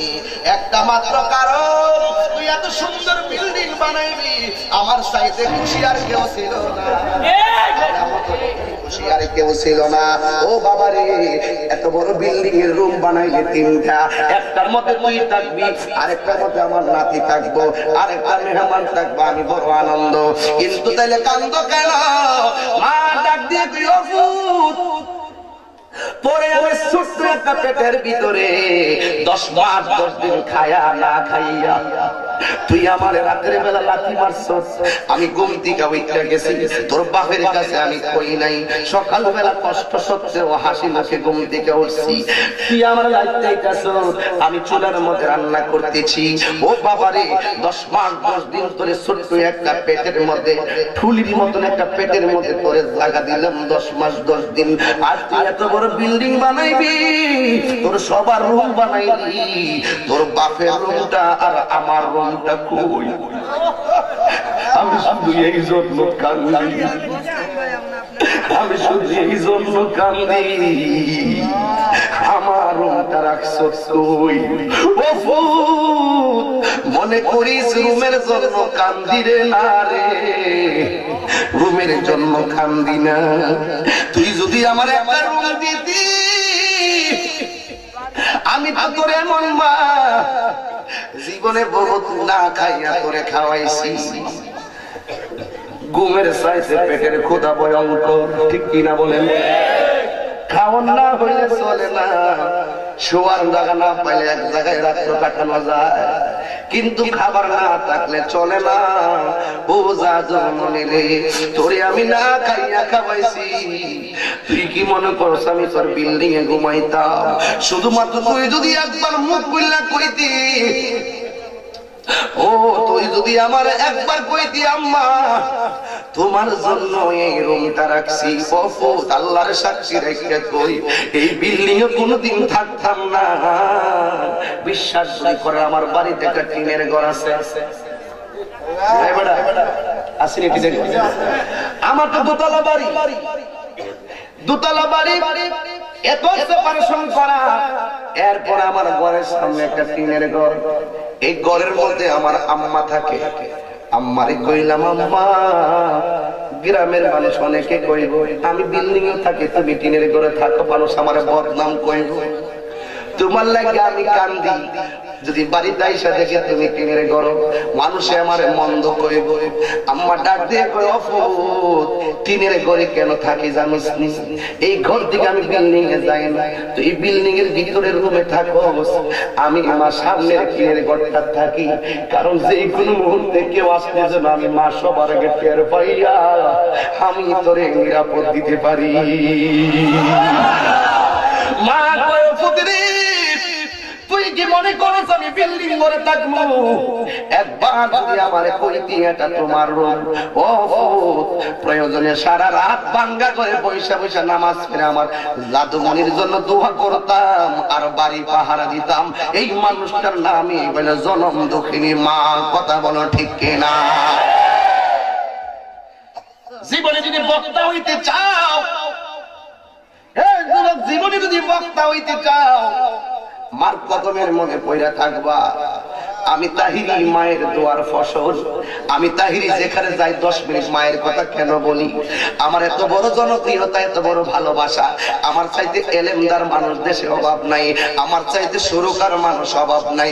এরপরে যেখানে যাই বাংলাদেশের টেকনাফ তেতুলিয়া, সেখানে মানুষ অনেকে মায়া করে। একটা মাত্র কারণ, একটা মানুষ খায়া না খাইয়া চোখের পানি ফালাইয়া তাহাজ্জুদ পড়া দোয়া করে 11 মাস রোজা রাখে, ওই মানুষটা হলো আমার জনম দুঃখিনী মা। কথা বলো ঠিক কিনা? এই জন্য যুবক, যার মা নাই রে, আগামী শুক্রবারে কবরস্থানে যাইয়া মার জন্য দোয়া করবি আমার মতন এইভাবে, রব্বির হামহুমা কামা রব্বায়ানি সগীরা, রব্বির হামহুমা কামা রব্বায়ানি সগীরা। এর অর্থ কিটা জানেন রে ভাই? আল্লাহরে বলবেন, আল্লাহ মা ছোটবেলায় যেমনে আমারে মায়া কইরা ফালছুইন, আল্লাহ গো আমার মা কবরে গেছে, তুমি আমার মা বাবারে এমন ভাবে মায়া কইরো, জুরে কি আল্লাহু আকবার কইতেন না? এই জন্য যুবক, মা কিন্তু 10 লাখ টাকা তোর কাছে জীবনে চাইতো না। জীবনে কোন মায়ের কাছে শুনছিনি কইছে 1 লাখ টাকা দে? মা জীবনে কইছিনি 5 লাখ টাকা দে? বউ কিন্তু ঠিকই কইব, আরেক ভাই কিন্তু ঠিকই কইব, এলাকার মানুষ কিন্তু ঠিকই বলবে, কিন্তু মা জীবনে তোর কাছে 5 লাখ টাকা চাইতো না। মা কইব 5 লাখ টাকা আমার কাছে নিরাপদ না। ও বাবা, তুই সেফ মতো টাকা রাখ। তবে মা বাবা যখন অসুস্থ হয়ে যায়, মা কই পুত্রে আমার বুকে ব্যথা করে, ওই সময় মারে প্যারাসিটামল দেস না, না মারে মেডিকেলে লইয়া যাইও। 2টা পরীক্ষা করলে তো মা কি কই জানেননি? 2টা পরীক্ষা করে ওষুধ দিলে 2 দিন খাইয়া আর 3য় দিনের মাথায় খায় না, আমার ছেলের টাকা নষ্ট হয়ে যাবে। এই মানুষটার নাম মা। তিলে তিলে তোর কল্যাণ কামনা করে। অনুরোধ অনুরোধ, মা কোন সময় খুশি জানোনি? যদি পারো ঢাকা শহরে জুতার ফ্যাক্টরিতে অনেকে চাকরি করে, ঢাকা শহরে ব্যাগের ফ্যাক্টরিতে অনেকে চাকরি করে। ইন দি মিন টাইমে মার জন্য সব কইরা 1 বিড়া পান লইবা, সুপারি লইবা, 300 টাকা খরচ কইরা আম্মার কাছে আইনা কইবা, আম্মা তোমার লাগা পান আনছি। দেখবেন মা কেমন মা, ওই মা মুড়া লইয়া চেয়ার লইয়া ফান্ডা লইয়া বাইরে বসবে, যে আইব এর চিরা চিরা ফান্ডা দিব, আর গর্ব কইরা কইব আমার সন্তান আমার জন্য পান আনছে। এই মা 200 টাকা নতুন টাকা মার কাছে দিবি, ঈদের দিন মা 1 টাকা 1 টাকা নতুন টাকা মানুষের হাতে বিলাইয়া বিলাইয়া দিয়া কইব আমার জাদু মনি আনছে। আর তোমার বাবা মুস্কি মুস্কি হাসে। বাবা বাপ, তোমার বাপটা কোন সময় হাসবো জানেন? আমি বলে দিয়া যায়, বাপটা কোন সময় খুশি জানোনি? যদি সন্তানটা মার সঙ্গে ভালো ব্যবহার করে। তোমার মা যদি কয়, দেখছেন নি আমার ফুলা কত ভালো ব্যবহার, আমার ফুলা কত ভালো ব্যবহার করে, এই বাপটা দেখবেন তোমার লাগে জান দিয়া দিব। মাটার শেষ রাখতে ওইটা তোর লাগে তাহাজ্জুদ পড়া তোমার। এই বুড়া বাপটা তোর জন্য কি না করছে, এই বুড়া বাপটা তোর জন্য কি না করছে, এই মাটা তোর জন্য কি না করছে। আল্লাহ তুই কারে আপন বানাইলি, তুই কারে আপন বানাইলি। দেখবি দেখবি কবরে যাইবি, আমার আল্লাহর হাবিব কয় মান রিদার রাব্বি ফি রিদাল ওয়ালিদাইনি ওয়া সাকাতুর রাব্বি ফি সাকাতিল ওয়ালিদাইনি। পিতামাতার সন্তুষ্টিতে আল্লাহর সন্তুষ্টি, পিতা ও মাতার সন্তুষ্টিতে আল্লাহর সন্তুষ্টি। এই জন্য বাবা মারে ভালোবাসো, বাবারে ভালোবাসো। খোদার কসম করে বলি, এই মা যখন তোমার জন্য দোয়া করবে, তুমি নিঃসন্দেহে আল্লাহর ওলি হয়ে যাবে।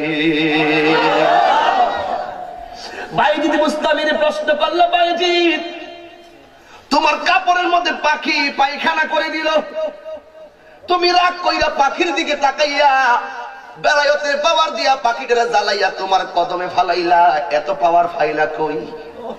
বাইজিদ মুস্তামি কই, এত পাওয়ার আমি রাতের অন্ধকারে পেয়েছি শুধুমাত্র আমার মায়ের কদম থেকে। তুমি কি বুঝো না রে ভাই? তুমি কি বুঝো না? আজকে পরীক্ষা দিচ্ছ তুমি, পরীক্ষার্থী বন্ধু, পরীক্ষা গেছে আজকে, একটা পরীক্ষা চলে গেল, বাংলা প্রথম পত্র স্কুল পরীক্ষাতে চলে গেল। দেখবা তোমার বাবা তোমার যে টাকা দিছে, তোমার মা গোপনে কিছু আলাদা টাকা দিয়ে দিছে, ডিম খাইস দুধ খাইস। মার সালাম করে গেলে পরীক্ষা ভালো হয়, মার দোয়া নিয়ে গেলে কাজে বরকত হয়। আল্লাহ কোরআনে কয়, ওয়াকাদা রাব্বুকা আল্লা তা'বুদু ইল্লা ইয়্যাহু ওয়া বিল ওয়ালিদাইনি ইহসানা ইম্মা ইয়াবলুগান্না ইনদাকাল কিবারা আহাদুহুমা আও কিলাহুমা ফালা তাকুল লাহুমা উফফিন ওয়া লা তানহারহুমা وقل لهما قولا كريما واخفض لهما جناح الذل من الرحمة وقل رب ارحمهما كما صغيرا। আল্লাহ কয় ওয়াকাদা রাব্বুকা আল্লা তা'বুদু, আল্লাহ ছাড়া কারো ইবাদত করা যাবে না। ও কওমি ভাই, তাবলীগ জামাতের ভাইয়েরা, হেফাজতের ভাইয়েরা, জীবনে তো মিথ্যাবাদ আমাদেরকে কম দেন নাই। আপনারা ওয়াজে এসে বলেন আমরা নাকি মাজারে পূজা করি। ও কওমির হুজুররা, তাবলীগী হুজুর, হেফাজতের হুজুররা কেন মিথ্যাবাদ দেন? আপনারা বলেন আমরা নাকি মাজারে গিয়ে সেজদা মারি, আপনারা বলেন আমরা নাকি মাজারে যায় কবর পূজা করি। এই কথা কেন বলেন? আপনি তো আলেম, আপনি কি পান নাই? আল্লাহর ওলিদের রওজা জিয়ারতের কথা কি আপনি পান নাই হাদিসে? আমার নবীও তো জান্নাতুল বাকিতে কবর জিয়ারত করতেন। আমার নবী কয় কবর জিয়ারত করো, কারণ কবর জিয়ারত করলে মরণের কথা মনে হয়। কবর যদি জিয়ারত করা জায়েজ হয়, মাজার তো কোনোদিন হালাল হারাম হইতে পারে না। কথা বলেন ঠিক কিনা? তোমার কাকা তোমার বয়সে বড়, তোমার কাকাকে তুমি সম্মান করো। কাকাকে যদি সম্মান, বড়কে যদি সম্মানে এত তাকিদ দেওয়া হয়, তাইলে আমার বাবাকে কত তাকিদ দেওয়া হয়েছে। সাধারণ কবর জিয়ারতের কথা যদি বলা হয়, তাইলে ওলি আল্লাহদের কত ধরনের কত চমৎকার অর্ডার রয়েছে। কথা বলেন না ঠিক কিনা? এই জন্য কওমি ভাইয়েরা, ও হেফাজতের ভাই, আমরা তো কোনোদিন মাজারের ওলিকে আল্লাহ মনে করি না, আমরা ওলিকে আল্লাহর বন্ধু মনে করি। আমরা কোনোদিন কই না ও শাহজালাল, বাবা শাহজালাল তুমি আল্লাহ, তুমি দাও, নাউজুবিল্লাহ, এই কথা তো কোনোদিন কই না। বরং উনি আল্লাহর মাজারে যায় আল্লাহর কাছে কই আল্লাহ তুমি তো কইছো উসিলার কথা, ইয়া আইয়ুহাল্লাযীনা আমানু তাকুল্লাহ ওয়াবতাগু ইলাইহিল ওয়াসিলা। তুমি তো বলছো ও তোমাকে ভয় করার কথা, তোমাকে তো আমরা ভয় করি গো, কিন্তু তুমি এবার তো বলেছো ওয়াসিলা তালাশ করো। এই জন্য আমরা মাজারে যাই আল্লাহরে বলি আল্লাহ আমাদের গুনাহ যদি মাফ না করো, ও আল্লাহ তোমার বন্ধুর উসিলা দিলাম, এই উসিলায় তুমি আমাদের গুনাহ মাফ করো। আপনারা বলেন উসিলার দ্বারা গুনাহ মাফ হইতে পারে কি পারে না? তারা জোরে কোন পারে কি পারে না? আমার বাপ আদম, বাপকে আমার আব্বা আদম 300 বছরের উপরে কাঁদছে, এরপরও মাপ দেয় নাই আমার আল্লাহ। যেই মাত্র বলছে আল্লাহ গো ও আল্লাহ তুমি আমারে তোমার বন্ধু মুহাম্মদের উসিলায় মাফ করে দাও। কিসে উসিলায়? কিসে উসিলায়? উসিলায় মাফ করে দাও। আল্লাহ ডাক দিয়ে বিয়া আদম কাইফা আরাফতালি মুহাম্মদ, ও আদম তুমি মুহাম্মদকে কেমনে চিনলে? আদম নবী বলেন ফারাআইতু আলা সাকিল আরশি ফাফিহি মাকতুবুন লা ইলাহা ইল্লাল্লাহ মুহাম্মাদুর রাসূলুল্লাহ। ও আল্লাহ আমি যখন আরশের দিকে তাকাইছি, তাকায়া দেখলাম ফাফিহি মাকতুবুন লা ইলাহা ইল্লাল্লাহ, আর পাশে দেখলাম তোমার বন্ধু নবীর নাম। আমি যখন আরশের দিকে তাকাইছি, আমি দেখছিলাম এক পাশে তোমার নাম আর এক পাশে তোমার বন্ধুর নাম। এই জন্য বলছি তুমি যারে ভালোবাসো তার নামই তো পাশে রাখছো, এই জন্য সেই নবীর উসিলায় আমারে মাফ করে দাও। আল্লাহ ডাক দিয়ে আদম তুমি যদি আমার কাছে প্রথম দিন যদি আমার বন্ধু নবীর উসিলায় ক্ষমা চাইতা, আমি আল্লাহ রাব্বুল আলামিন তোমাকে ক্ষমা করে দিতাম।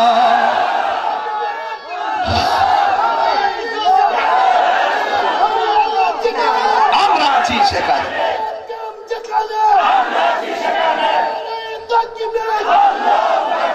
আল্লাহু আকবার বলেন। এই জন্য ভাই রাগারাগির কোনো কারণ নাই, অনুরোধ করে বলে দিয়ে যায় যা হবার হয়ে গেছে আর যেন না হয়ে যায়। আপনি যদি পারেন আমারে বুঝাইয়া আপনার দলে নেন, আপনার দলটা বাড়ি হবে, ঠিক কিনা বলে? অথবা আপনি যদি আমারে বুঝাইতে ব্যর্থ হন, আমি আপনারে বুঝামো, আপনি আমার দলে আসেন, আমার দলটা বাড়ি হবে। হইলে আমারে বুঝাই আপনার দলে নেন, আর না হয় আপনি বুঝা আমার দলে আসেন। আপনি যদি আমারে বোঝাইয়া আপনার দলে নিতে পারেন, আমি কাকরাইল মসজিদে সিল্লা দিতাম জামু। আর যদি বুঝাইতে না পারেন, আপনি কথা দেন বাবা শাহজালালের মাজার জিয়ারতে যাইবেন নি। বেজাল আছে? গালি দিছি, বিরুদ্ধে কইছি, কাউরে ঠকাইছি, নিজে ঠকছি না। এই জন্য মরণের মাধ্যমে সব বাহাদুরি শেষ, হিসাব হবে কর্ম অনুযায়ী হাসরের ময়দানে। কথা বলো ঠিক কিনা? এই জন্য কামা তাদিনু তুদানে, যেমন কর্ম তেমন ফল। বেঈমান হলে কবরে শাস্তির কোনো অভাব নাই। মা বাবার মনে কষ্ট দিলে কবরে শাস্তি আছে না নাই? এইগুলো কবরের আযাব।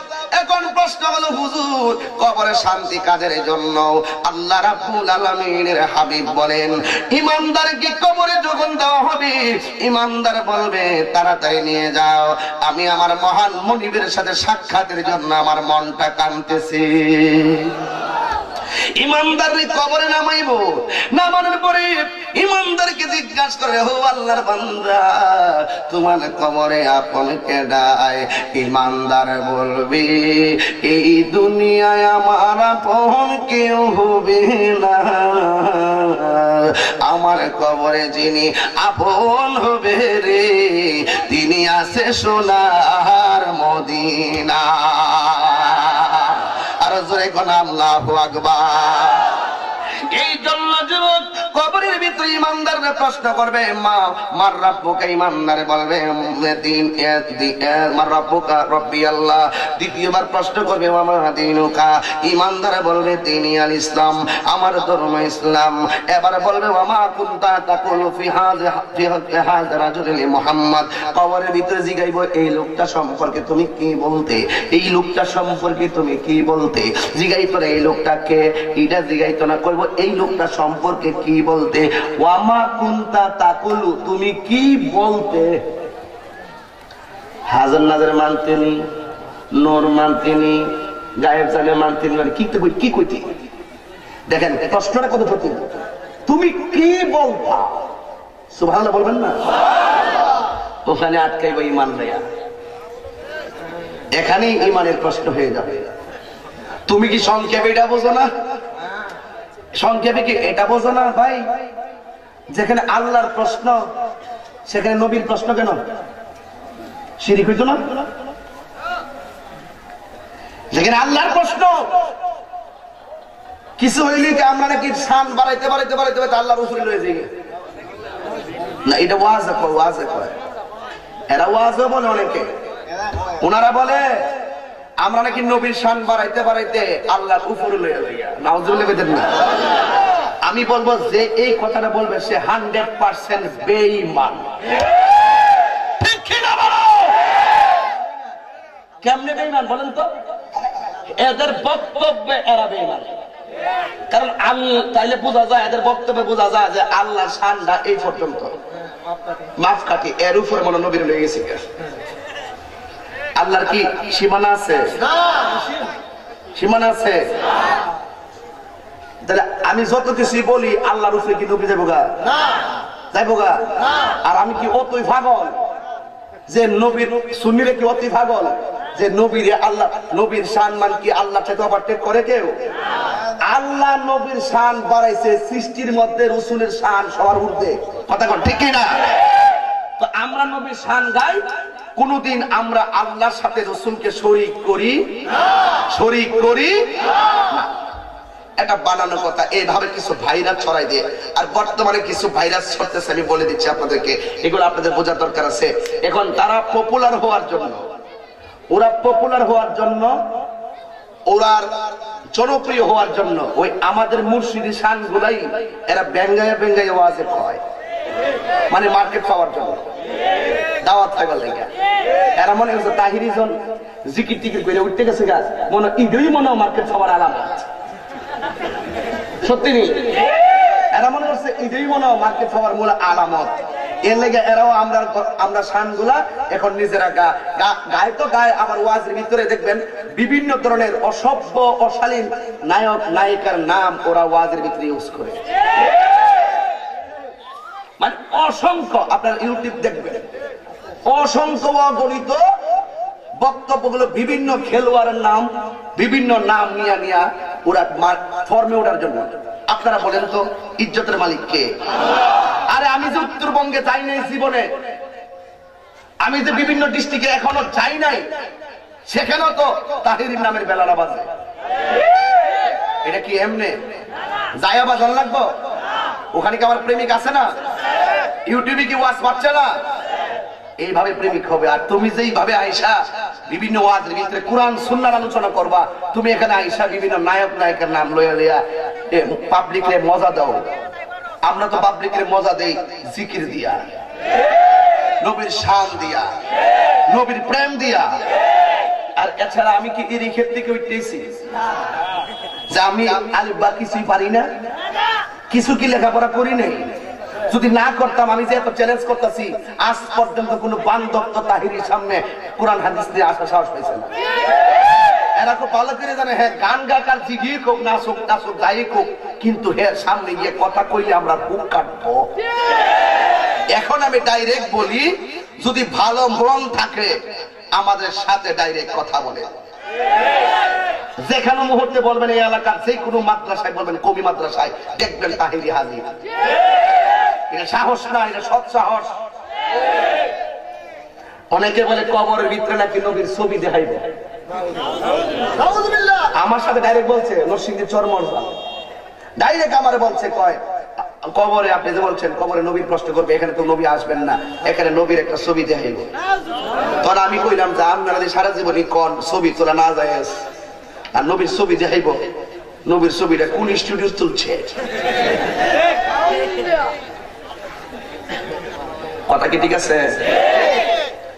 ওমা ঠাসকের আবার ঘুরে গেছে, হেরা আবার চালাক আছে, তেহার ফললে আবার ঘুরে যাবো। ঠাসকের আমার কর না, এটা ঠিক আছে, কিন্তু নবী থাকবো মদিনায়, এই কবর থেকে একটা শোরুম করে দিব, কইব যে ওই লোকটা সম্পর্কে তুমি কি বলতে, নবী বলে মদিনায় থাকবো। আমি কি মাশাআল্লাহ, নরসিংদীর মালিক মিয়ার চোখের পাওয়ার, কবর গেলে এমন বাড়া বাড়বো। নরসিংদী থেকে মদিনার কবর, নবীর রোজা দেখবো, তৈরি নরসিংদী শহরের কবর সব চিরা বিরা যাইব।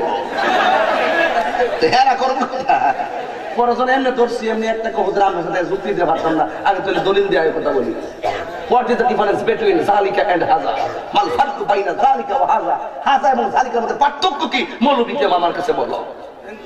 হাযা কাছে দূরে সব ক্ষেত্রে ব্যবহৃত হয়, যালিকা দুর্বৃত্ত জিনিসের উপর ইঙ্গিত করার জন্য ব্যবহৃত হয়। এখানে হাযা, হাযা মানে কি ইংলিশে যারা পড়েছেন, দ্যাট এবং দিস ইজ বুক। এটা বই দেখবেন কাছে দেখাইব, কাছে দেখাইব। আবার দেখবেন দ্যাট ইজ বুক, ওই টিপো একটু দূরে। জালিকা এবং হাজা এটা এরকম পার্থক্য। আমার রাহমাতুল্লিল আলামিন বলেন ক্বালান নবী সাল্লাল্লাহু আলাইহি ওয়াসাল্লাম ইন্নাল্লাহা যাওয়ালিয়াল আরদা ফারাআইতু মাশারিকাহা ওয়া মাগারিবাহা। আল্লাহ রাব্বুল আলামিন সমগ্র পৃথিবীটাকে পূর্ব পশ্চিম পর্যন্ত আমার কাছে এমন ছোট করে দিয়েছেন আমি আমার হাতের তালুর মধ্যে সব দেখতে পারি। তুমি মৌলবীর লাগা মদিনা শরীফ অনেক দূরে, কিন্তু নবীর জন্য ফুলবাড়িয়া দূরে না। রাসূল পাক সাল্লাল্লাহু আলাইহি ওয়াসাল্লাম রওজা মুবারক থেকে সব দেখতে পান। কথা কোন ঠিক কি বলে? এই জন্য তাদের কিসমত ভালো, তারা ডাইরেক্ট আমার নবীরে দেখে। জালালউদ্দিন সুয়ুতী কিতাবের নাম শরহে সুদূর, এই কিতাবের মধ্যে লিখতেছেন আমি আমার জীবনে ৭৫ বার আমার নবীর সবুজ গম্বুজটাকে মুরাকাবা করেছি। আমি সবুজ গম্বুজ মুরাকাবা করে চোখটা শুধুমাত্র ওপেন করেছি, আমি দেখেছি রাসূল মদিনায় নয় সশরীরে আমার সামনে দাঁড়ায় গেছে। তো ওই চোখ তো তোমার এখনো হতে পারে নাই, তোমার ব্যাটারি ফিউজ। যাদের চোখ ভালো, যাদের তকদির ভালো, তারা রসুলকে দেখেন। আমরা যদি রসুলকে না দেখি আমরা বিশ্বাস করি রসুল আমাদেরকে দেখতেছেন। দেখার ক্ষমতা আছে না নাই? এই জন্য আমার রসুল সশরীরে কবরে থাকবেন, এটার মধ্যে কোনো সন্দেহ সন্দেহ সন্দেহ। অনেকে কয় নবী হইলে একজন, একসাথে যদি ১০০ কবর হয় তো ১০০ কবরের ভিতরে নবী কেমনে যাইব? কথা বুঝতে পারিস হ্যাঁ মনে করছে আমি থেকে পালিয়ে গেছি, অস্ত্র জমা দিছি, ট্রেনিং জমা দিছি। দেখেন না চিল্লাইতেছি যে ১৫ বছর মধ্যে চিল্লাইতেছি, কাউরে ডরাই কথা কইছি বলুন তো। মরলে মাটির তলে যাইবেন, ওই সময় শেষ।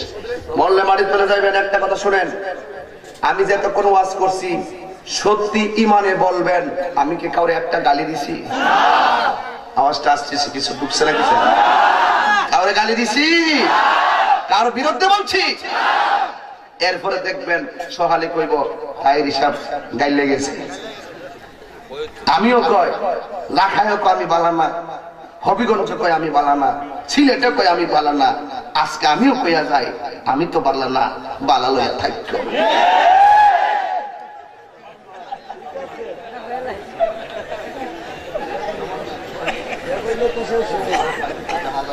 আমি কি কাউকে বকা দিয়েছি?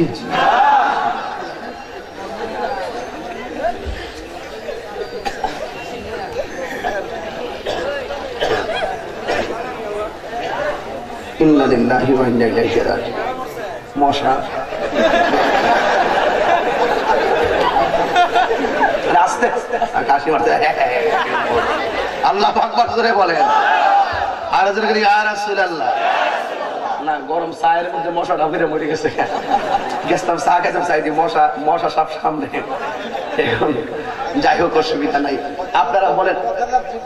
হ্যাঁ হ্যাঁ এটা শেষ করতেছি।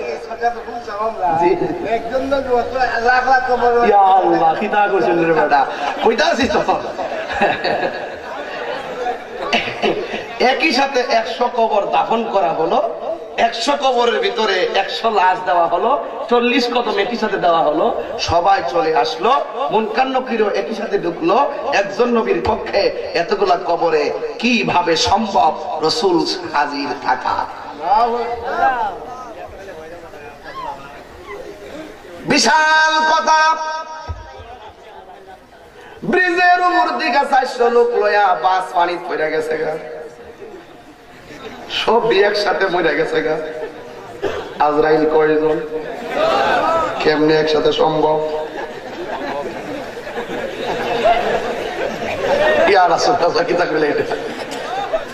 কি কইলা কি কইলা? আমার নবী ছোট্ট একটা ঘরের ভিতরে জিবরাইলের ৬০০ ডানা, এক একটা ডানা যদি দুনিয়া বিছাইয়া দেয়, একটা ডানা দিয়া দুনিয়া ঢেকে দেব। তা আমার নবী ছোট্ট কুড়ের ঘরের ভিতরে এত ডানা নিয়ে ঢুকতে কেমনে? মৌলবীর জবাব দেব। এত সহজে ওয়াজ মানতাম না, এটা বসে কেমন লাগে, এটা কোন যেত না, কইলে আবার বুঝ খেলে। আমার কাছে অস্ত্র আছে দিকে তো তারা আমাদের সাথে বসে বসে না।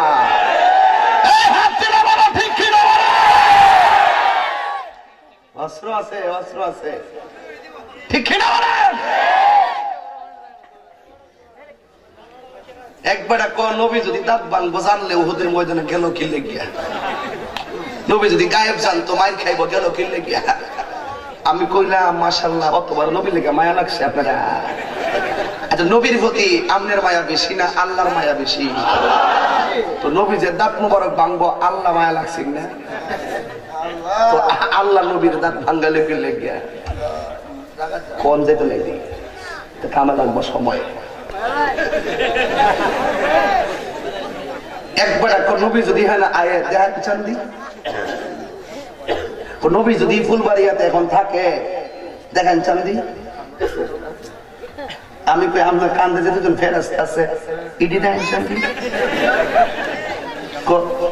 সম্ভব না। এই না দেখে বিশ্বাস করার নাম ইমান। বউ বললো বিক্রান্তি তাবলে দেখবা 5 মিনিটে কষ্ট হচ্ছে আপনাদের? গজল কি বেশি গায়ে লাইছি? আচ্ছা আল্লাহ কবুল করো। সবাই দরুদ শরীফ পড়ে আল্লাহ।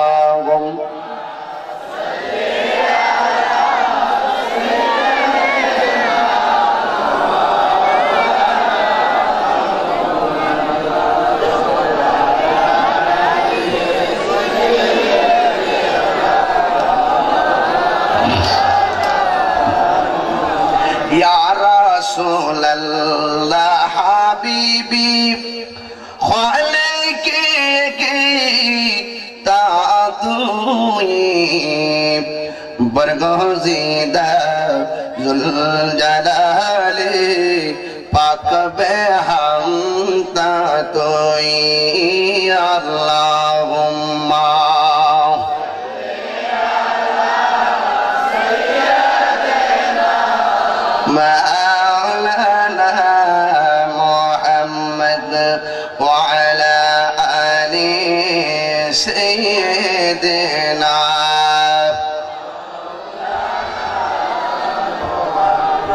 গভীর মনোযোগ।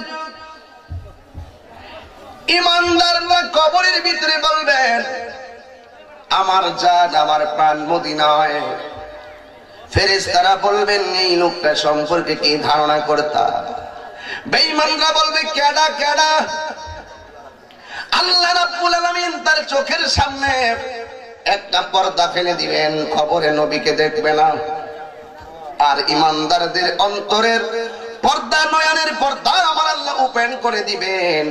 আমার নবীজি তার সামনে ডাইরেক্ট হাসি দিয়ে হাত বাড়াইয়া দিবে।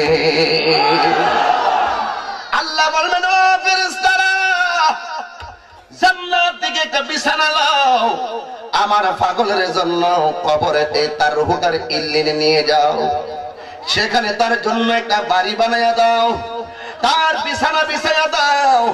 এই বিছানার মধ্যে পাগল ঘুমায়া যাবে কিয়ামতের আগ পর্যন্ত। এই পাগলে ঘুম থেকে আর ওঠা লাগবে না। ইসরাফিল আলাইহিস সালাম যখন সিংহা ফু মাইরা দিব তখন সে বলবে কে ঘুমটা ভাঙাইলো? আমি এই মাত্র ঘুমাইলাম, আমার ঘুমটাকে ভাঙাইলো। অথচ কোটি কোটি কোটি কোটি বছর আমার আল্লাহ পার করে দিল। কুম কুম ইয়া হাবিবি কাম তানাম আশ-শামসু ওয়াল কমারু লা ইয়ানাম। উঠো উঠো হে বন্ধু, আর কত ঘুমাইবা? চন্দ্র এবং সূর্য ঘুমায় না, চাঁদ ঘুমায় না, সূর্য ঘুমায় না, গাছ ঘুমায় না, তরুলতা ঘুমায় না। ও বান্দা তুমি তো চাঁদের চেয়ে সুন্দর, তুমি তো চাঁদের চেয়ে দামি। চন্দ্র এবং সূর্য যদি না ঘুমা তুমি কেন ঘুমাইবা? চোখটা একেবারে কসলাইতে কসলাইতে উঠে যাবে। চিৎকার মেরে কন্যা আল্লাহু আকবার। এই জন্য যুবক আমি বলেছিলাম দুইটা শর্তের মাধ্যমে, দুইটা প্রক্রিয়ার মাধ্যমে আল্লাহর সাহায্য চাওয়া লাগে। একটা হইল ধৈর্য, আর একটা হইল সালাত নামাজ। নামাজ আল্লাহকে ওয়াস্তাইনু বিস-সাবরি ওয়াস-সালাত। এতক্ষণ বয়ান করছি দেখছি সবাই বসেছিলেন, ওয়াজের মূল বিষয় ছিল ধৈর্য এবং সালাত। ধৈর্য ধরে বসেছেন, ধৈর্যের মাঠে আপনারা পাস করেছেন। আর একটা জিনিস বাকি আছে, এটা হলো সালাত সালাত সালাত, নামাজ নামাজ নামাজ, এটা বাকি আছে। ফজর নামাজ থেকে ইনশাআল্লাহ এটা শুরু করে দিবেন। কবর নামক ঈমানের পরীক্ষায় যদি পাস করতে পারেন, হাশরের ময়দানে নামাজের হিসাব শুরু হবে। আফদালুল ইবাদাতুস সালাত, সর্বোত্তম ইবাদত হলো নামাজ। এই নামাজের হিসাব হবে হাশরের ময়দানে। চিৎকার করে বলো ঠিক না বেঠিক? এই নামাজ আমরা চাই কি চাই না? আর জবান খুলে কোন চাই কি চাই না? ওয়াদের শুরুতে বলছিলাম আমার নবী দুনিয়া থেকে বিদায় হওয়ার সময় দুইটা কথা বা তিনটা কথা বললেন। একটা হলো সালাত সালাত সালাত, কারণ সালাতু মিরাজুল মুমিনিন, নামাজ মুমিনদের জন্য কোন মেরাজ। আমার নবী বলেন, এক সাহাবী প্রশ্ন করেন, ইয়া রাসূলুল্লাহ ইয়া হাবিবাল্লাহ, নবীজি সর্বোত্তম ইবাদত কিভাবে নামাজ হলো? আমার নবী বলেন, রোজা রাখলে কথা বলা যায়, যাকাত দিলে কথা বলা যায়, হজ করতে গেলে কথা বলা যায়, কিন্তু সালাত এমন একটা বন্দেগী যেখানে দাঁড়াইয়া গেলে তুমি আর কারোর সাথে কথা বলা যায় না। তোমরা মনে করতেছো নামাজের ভিতরে কোরআন তেলাওয়াত করতেছো, না না না, যদিও তোমরা কোরআন তেলাওয়াত করো, লৌহে মাহফুজের কোরআন তেলাওয়াত করো, কিন্তু হাকিকতে এই কোরআন তেলাওয়াতের সীমাবদ্ধ নয়। বান্দা যখন নামাজের ভিতরে কোরআন তেলাওয়াত করে গো, সে যেন আমার আল্লাহর সাথে কথা বলে। এভাবে মানি না, হাত তুলুন আল্লাহু আকবার। এই নামাজ আমরা চাই কি চাই না? আমার নবী বলেন, আমার পাগল যখন নামাজের করার জন্য পূর্বে উযু করে, উযু করার সময় যেই কুলি করে, মুখমণ্ডল দৌত করে, কুলি কইরা মুখ থেকে যেই কুলির পানি ফেলে দেয়, আমার আল্লাহর হাবিব বলেন, আমার আল্লাহ আর জীবনে মুখ দিয়া যত গুনাহ করেছেন উযুর পানির সাথে জমিনের মধ্যে ফালায়া দেন।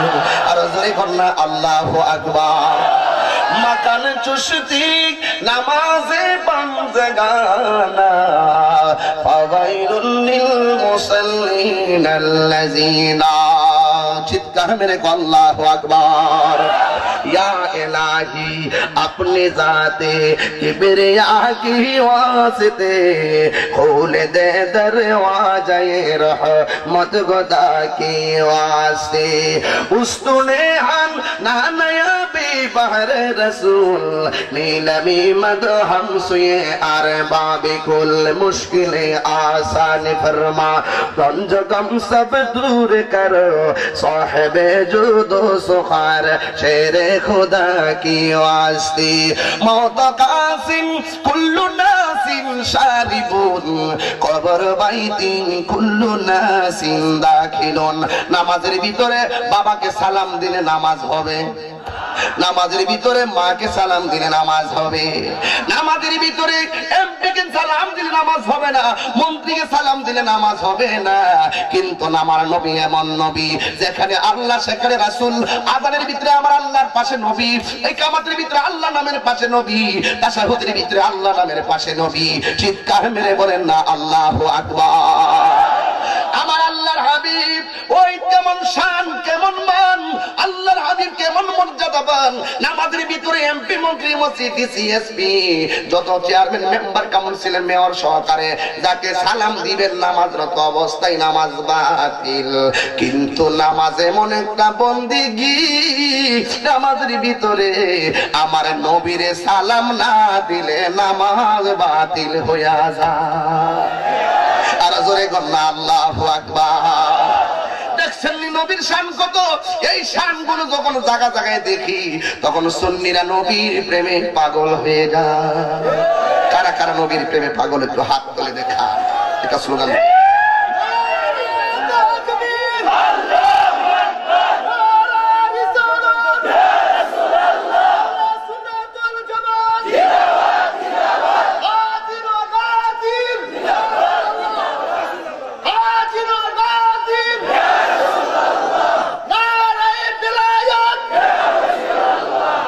আল্লাহু আকবার বলে। আমরা কি খুশি না বেজার? আল্লাহ আমাদের সকলকে কবুল করে বলে আমিন। আর জবান খুলে বলে আমিন। আমার একটা কাগজ দিছিল হুজুর 10:30 পর্যন্ত বয়ান করবেন, আমার ইজ্জত বাঁচবে না। এই জন্য আমি ইচ্ছা করলে ভূমিকায় যদি আধা ঘন্টা নষ্ট করতাম এতক্ষণ 11টা বাজতো। যে ওয়াজ করছি আর কি, যে কথাগুলো বলছি খুব তড়িঘড়ি করে কথা বলতে চেষ্টা করছি, সময় অল্প। আর গজলও যদি বলতাম আরো 4 ঘন্টা হয়ে যেত এই বয়ানটাই। এই জন্য আমি চেষ্টা করছি অন্তত পক্ষে একটা বিষয় ক্লিয়ার করতে, যে কবরের আযাব সত্য, কবরের আযাব থেকে বাঁচতে গেলে ধৈর্য এবং নামাজ এবং ঈমানের কোনো বিকল্প নাই। এগুলো আপনারা মার কথা বলে গেছি, মা বোনদেরকে বলবো পর্দা করবেন, অফকোর্স স্বামীর খেদমত করবেন, আমার জন্য সবাই দোয়া করবেন। তবে আমরা সবাই রাসূলকে ভালোবাসি, আমরা মৃত্যুর আগ পর্যন্ত ভালোবাসবো। চিৎকার মেরে কোন ঠিক কিনা বলেন? আমার সাথে কারা কারা একমত একটু হাত তুলেন। আমি একটা স্লোগান দিব, আওয়াজ করবেন জুড়ে, নারে তাকবীর, নারে রিসালাত, নারে গাউসিয়া, আহলে সুন্নাত ওয়াল জামাত। আসেন দাঁড়িয়ে নবীর সালাম দিয়া, নবী সালাম